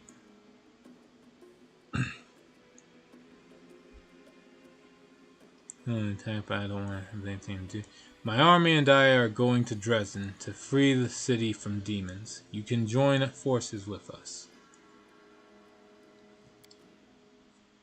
Regil rubs his chin pensively. Dresden, an ambitious goal, but most reasonable. Imagine how such a victory would rally all the separate bands of today's crusaders under one banner. And we certainly need a base of operations inside the World Wound. I stand ready to support you. Moreover, I can accompany you in your campaign. However, I would remind you that Hell Knights are outside of Mendev's jurisdiction. My unit and I will join your forces and obey your orders, but only for as long as I deem that our goals coincide. I like his eyes. They're still bright. Neither the darkness nor the paleness has taken them, for now. And that's Ember talking. Seela. Hell no! We don't need the likes of these black armored statues. I don't want to fight side by side with someone who will slit my throat if I'm weak and wounded. You can't defeat one evil by inviting an equal but slightly more organized evil into your ranks. Slightly more organized than the demons. I could consider that an insult. And Lon. I've never dealt with Hell Knights before, but from what we've seen, they're serious fighters. That's just what we need. And just think how that armor will look in the paintings they'll make about our battles.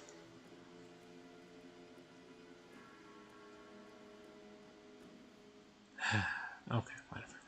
Thanks, Lon. Alright. It's a deal.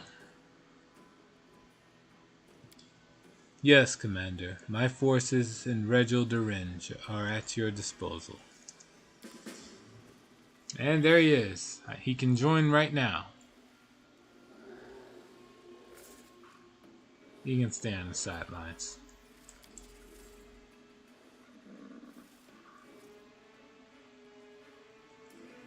I will guide us.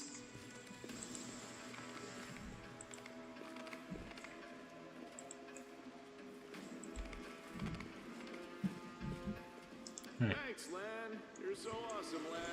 Lon is a good boy. Not really. Sunrise Sword Crusader. We're still alive. Praise be Sarenrae. Praise the sun.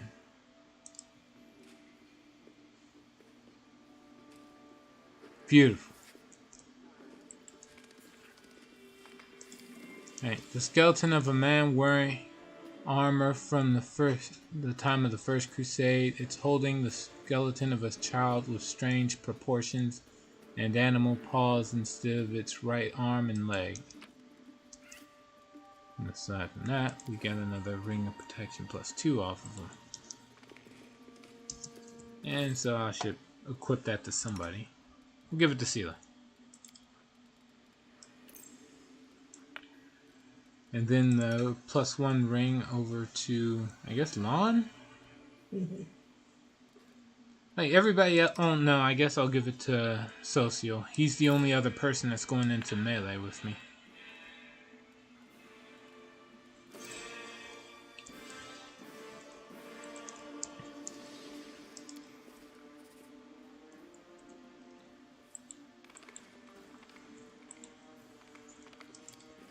And we go outside.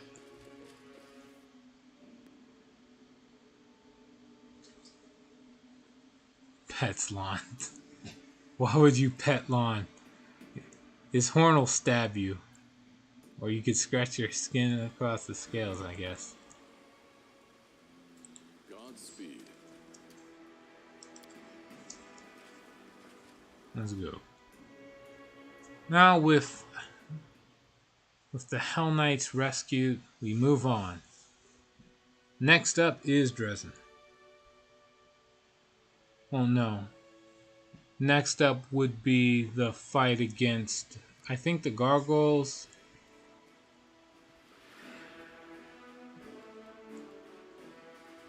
Underground hideout. Creek. Oh yeah, Heaven's Edge. That's right. Gotta go to Heaven's Edge with, what's his name? Dayron. Everyone's tired. The camp's right the fuck over there. Hold on.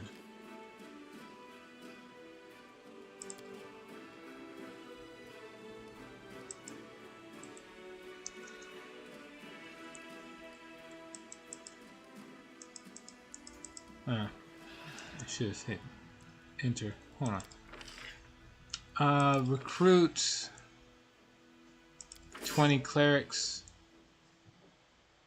And then buy resources.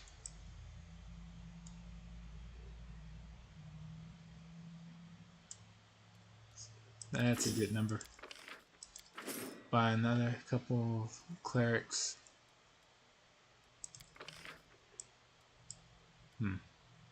Can't really get that many with the rest. Buy more resources. Just buy all the finance points. There. And then I'll get as many archers as possible.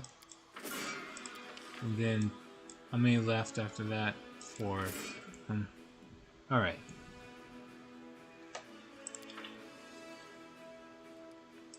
This army will go join. Oh. We got Crusader Army 3. 5 clerics. And Hell Knights. 7 Hell Knights. Crusaders go to join. No.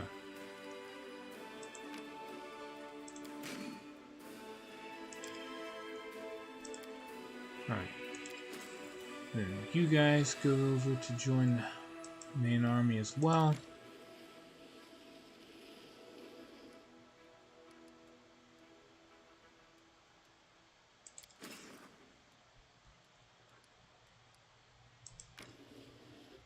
No, I'll combine the Hell Knights with these shield bearers just so I can shorten the number of like bloat. You know, there's like they're counting them as Crusader armies even if there's only one unit. It's like really stupid.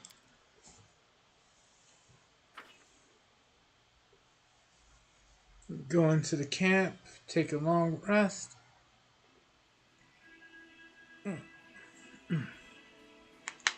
And that's that. By the way, Atrocious, did you ever decide which spirit you're going to choose?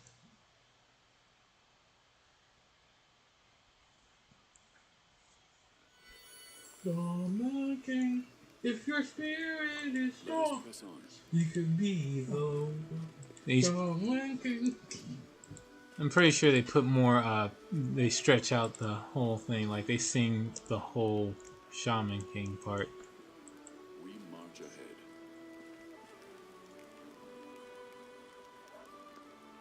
Dayron.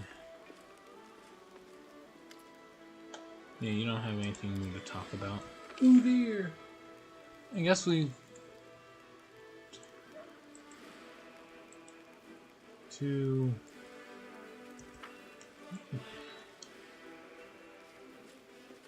Yeah, we'll just take a rest for now. No, not even that. The one thing I always forget to do is sell the stuff that was found. And then it winds up weighing me down for unknown unnecessary amounts of time. Psionic Force! There. Deal. No, still hesitating. Kind of want to do Spirit of Fire. Oh, wow. You really are going Shaman King. Did you name your character Zeke? Spirit of Fire. Talk for a little girl. Oh, yeah. Emperor will say something. You'll say big talk for a little girl. Then just blow her up.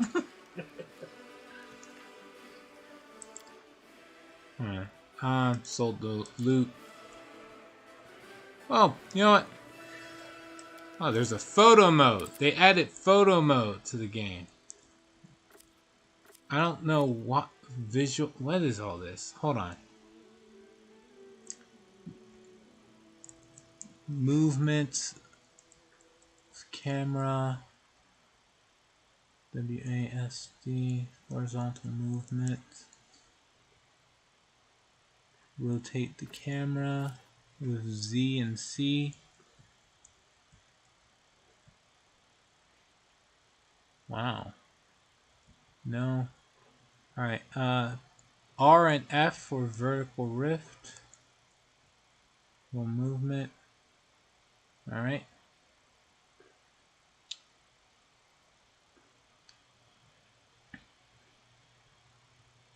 See. And then there's weather effects. Weather effects selection.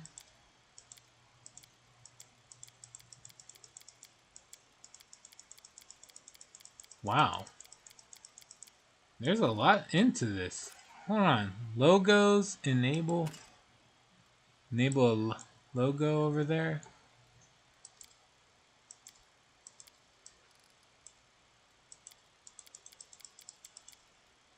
Show current logo. What do we got here? We got Meta Publishing. What the hell?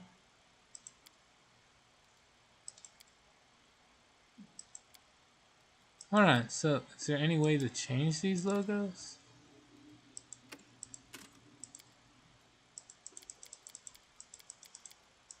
Huh.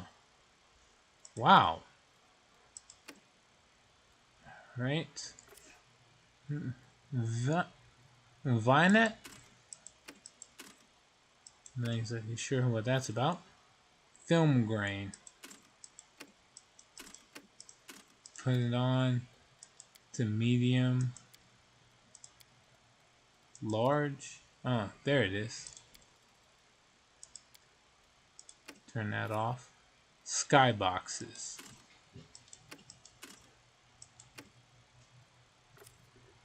Frames. Oh wait, how many frames are there? Oh, neat. Actually, no. I just need to find out how many. There's 32 frames. Somebody was busy. Stickers. I am messing around with logos. Alright, turn that off. Alright, we're done. We're done with all that.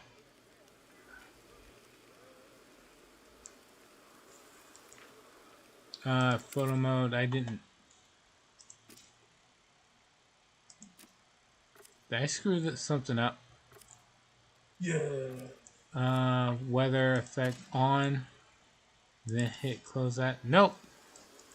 No, it was already looking like that. Alright.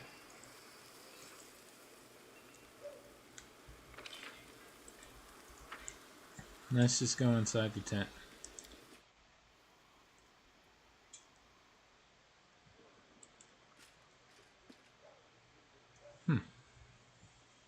Alright.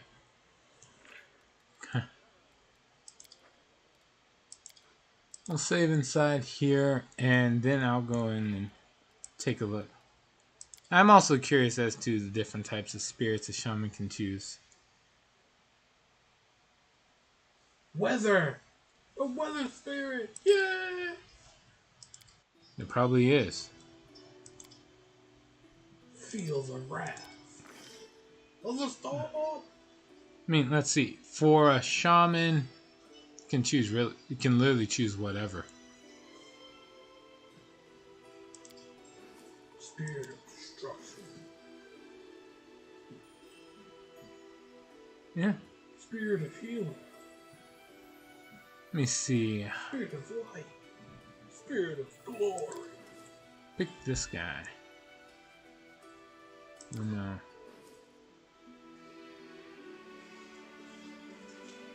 So what shaman is that? For wisdom. Pick this guy. Sure. And going down, shaman. Here we go. Now, Atrocious said he was making a shadow shaman, so let's pick the shaman based on this. The best friends of some shamans are shadows, which they use to conceal their actions and find the best opportunities to attack their foes. They gain stealth. They gain sneak attack. They lose a hex and wandering spirit. Wandering hex. Yeah, but they still get hexes. So it seems like a pretty good trade-off. We're not worried about background for now. It says they only care about wisdom, but Atrocious said he wanted to have a build where he had at least a 14 in wisdom, intelligence, and charisma. That said, shamans still want to be able to hit worth a damn, so. What do you think? Shamans should focus on ranged attacks or melee attacks? I mean spells and combat-wise as well. I would go range. So, ranged spell attacks. Alright. Do we bother to have anything lower?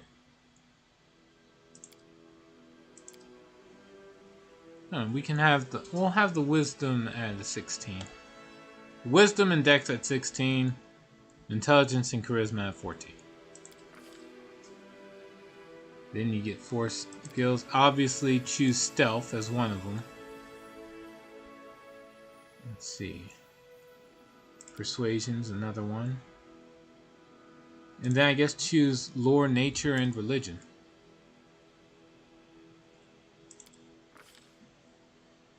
Alright. Of all skills to get, choose point blank shot because, you know, if you're going ranged, point blank shot and precise shot should be the go-tos. And then you choose the spirit. There's the battle spirit, which he said no to because Camellia already exists. Then you have bones, flame, frost, life, nature, stone, waves, and wind. These are your options. Wind. Alright, let's see here. Additional hexes are air barrier, vortex spells, and wind ward. A shaman who selects the wind spirit appears windswept, and movements seem live and carefree. Let's see here.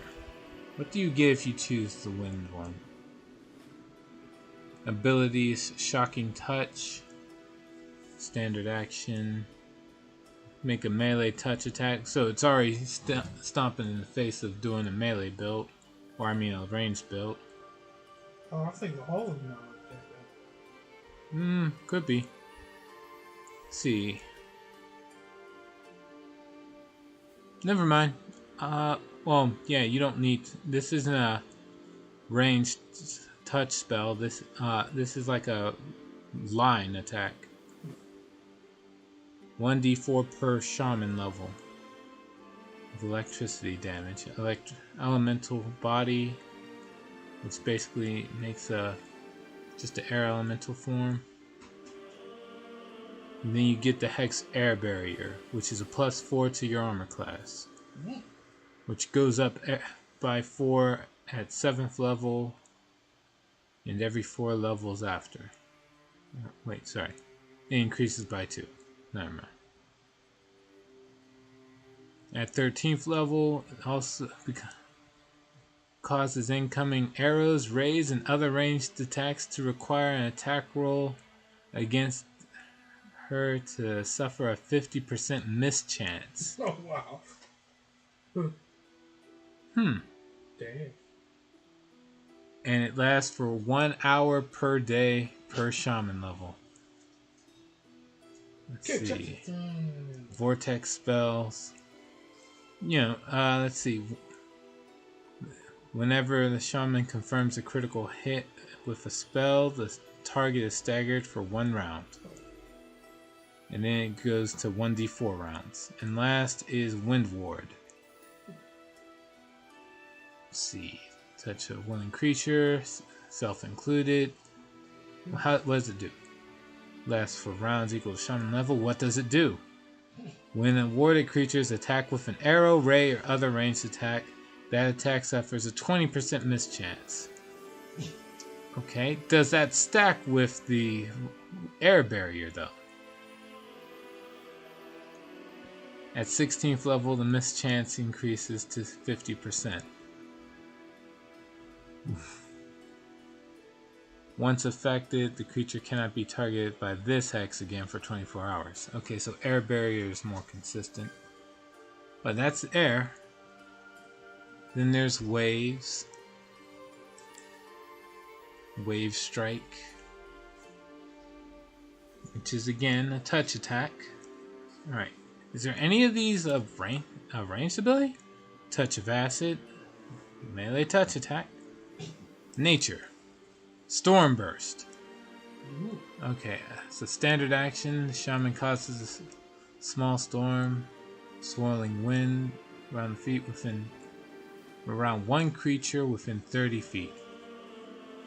This storm causes the target to treat all foes as if they had concealment, suffering a 20% miss chance for 1 round plus 1. Oh, okay, that's cute, but that ain't exactly kosher.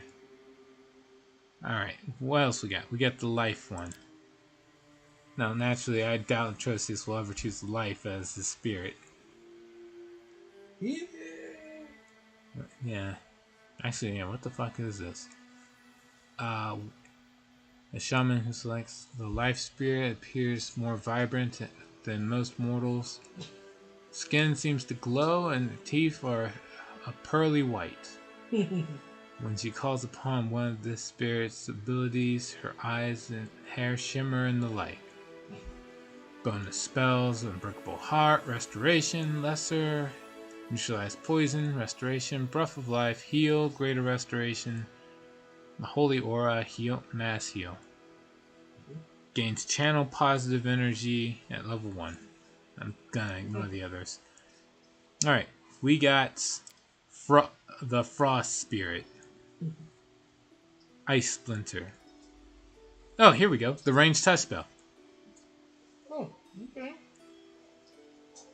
And then also gets Frigid Blast. Summon an Icy Blast, 20-foot radius. Alright, yeah. Go for this. And the curse you can, and the hex you can get is Hypothermia. Target gets a Fortitude save on a failed save. They're fatigued for 2 rounds. Oh, okay. At 8th and 16th level, the duration increases by 1 round. Whether or not the save is successful, the creature cannot be the target of this again for 24 hours.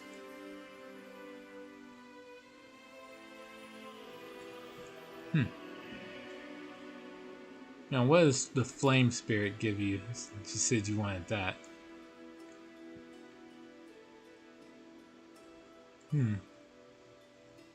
Touch of Flames. So it's melee touch with fire damage. Fiery Soul. Fire resistance. And a 15-foot cone that does 1d4 damage. Alright. Elemental form, 16th level.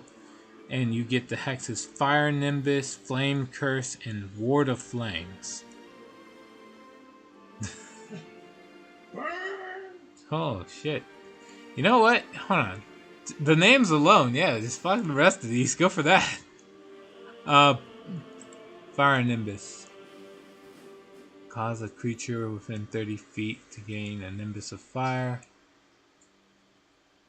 Though this doesn't harm the creature, it does cause the creature to emit light like a torch, preventing it from gathering the benefit of concealment or invisibility.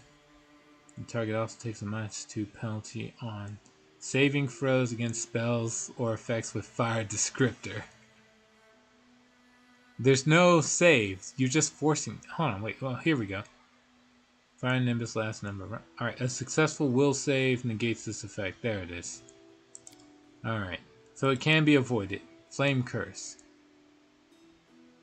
Let's see, Shaman causes a creature within 30 feet to become vulnerable to fire until the end of the Shaman's next turn. If the creature is already vulnerable to fire, this hex has no effect. Fire immunity and resistances apply as normal, and any saving throw allowed by this effect that caused the damage reduces it as normal. So you get this fire ascendancy ability, and that doesn't become an issue. And again, hold on, is there a save? 8th and 16th level, it just increases the duration. There's no save, you just make the enemy vulnerable to fire. Ward of Flames. Whenever anybody hits you with a melee attack, they take 1d6 fire damage plus 1 for every 2 shaman levels. Alright. Ward lasts for a minute, after which it fades away, if not expended. It only survives for 1 attack. And, at 8th and 16th levels, it lasts for an additional attack. But this is under the pretense you're getting attacked. So, If you're in melee, sure. Bones. Touch of the Grave. Standard. A melee touch attack. Damn it. Shard Soul. I'm going. Shard Soul. Or, I'm sorry. Yeah. This is due. Shaman gains damage reduction 3 magic. This damage reduction increases by 1 for every 4 shaman levels beyond 8th. In addition, as a standard action, can cause jagged pieces of bone to explode from her body in a 10-foot radius burst, doing 1d6 piercing for every 2 shaman levels. Ew. Can use this 3 times a day. Shedding Form. Sheds her body to become incorporeal. While in this form, all of her weapon attacks are considered to have ghost touch. The shaman can use this ability for a number of rounds equal to the shaman level. Alright, and you get the Bone Lock Hex, the Bone Ward Hex, and the Fearful Gaze. Alright,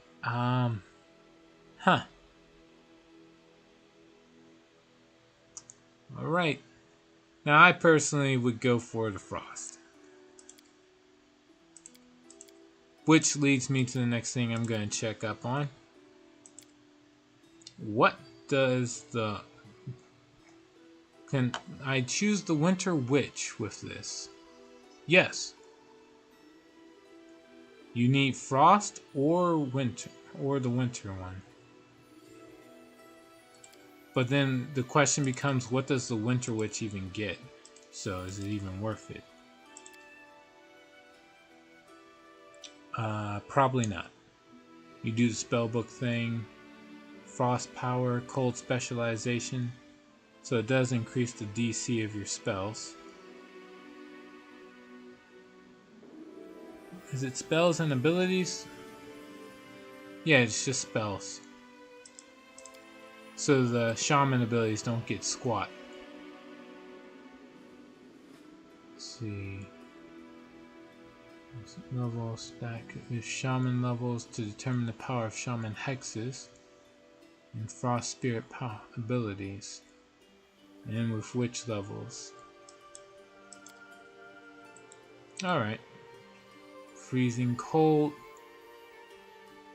Which spells become incredibly cold, increasing caster level by 1. At 6th level, it increases the caster levels by 2.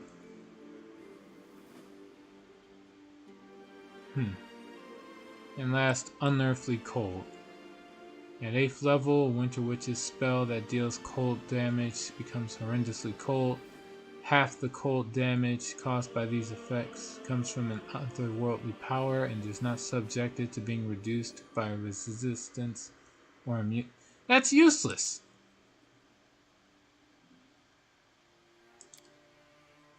Like, most people who pick this are going to choose the mythic power that gives you, that ignores cold-based abilities anyway.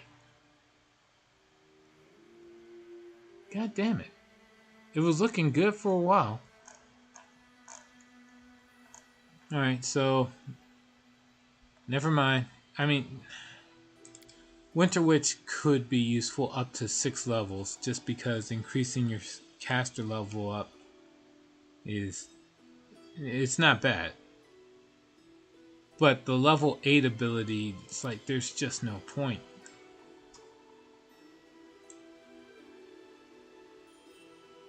So yeah, you stop at 6 at best.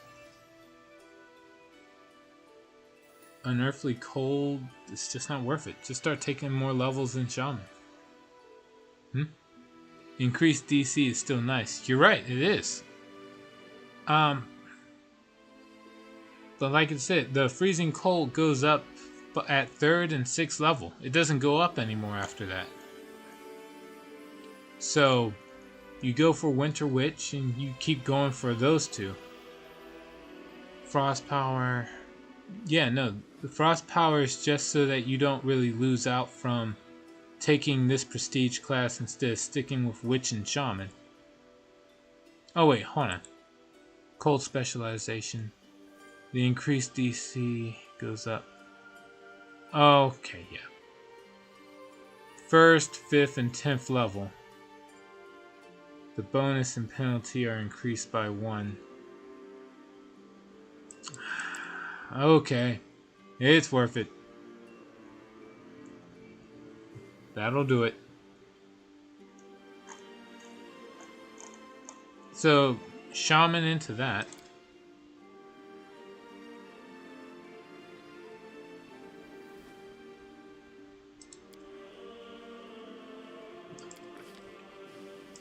But, like, otherwise, what else is there? Street Urchin. Pickpocket.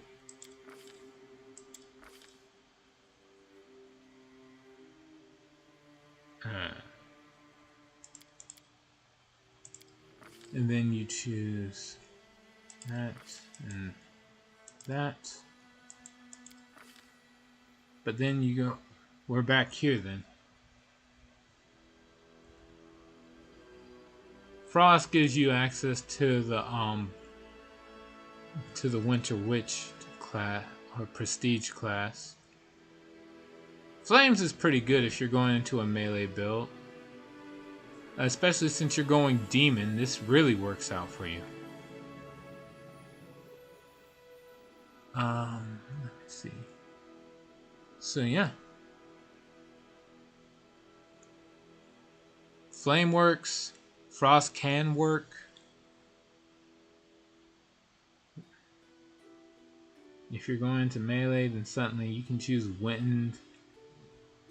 Waves, I don't know. Beckoning Chill. How does this work? The shaman causes one creature become susceptible to sapping powers of cold for 1 minute. When they take cold damage under this effect, it is entangled for 1 round. If the creature takes cold damage while already entangled by Beckoning Chill, the duration increases by 1 round. Once affected, the creature cannot be the target of this again for 24 hours. But there's no save. you just hit them with Beckoning Chill and then they're stuck, freezing to death. That's really good.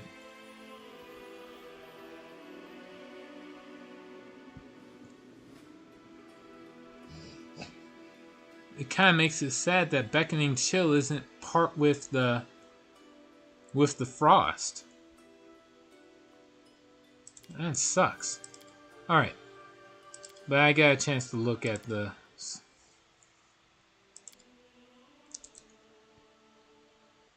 And we are actually way past time. So we're going to call it for now, actually. Thank you all for joining me on this run of Pathfinder Wrath of the Righteous.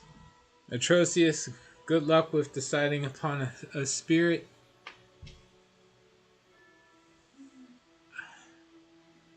If you wanted to go, if I wanted to go Winter Witch, this is just me personally. I'd pick Frost, then through the mythic powers I'd get the secondary spirit, just so I could choose waves for the sole express purpose of choosing the Beckoning Chill Hex. All right, that's it. But yeah, I'm gonna call it for now. So I'll talk to you all later. Until then, probably tomorrow. At any rate, until then, please.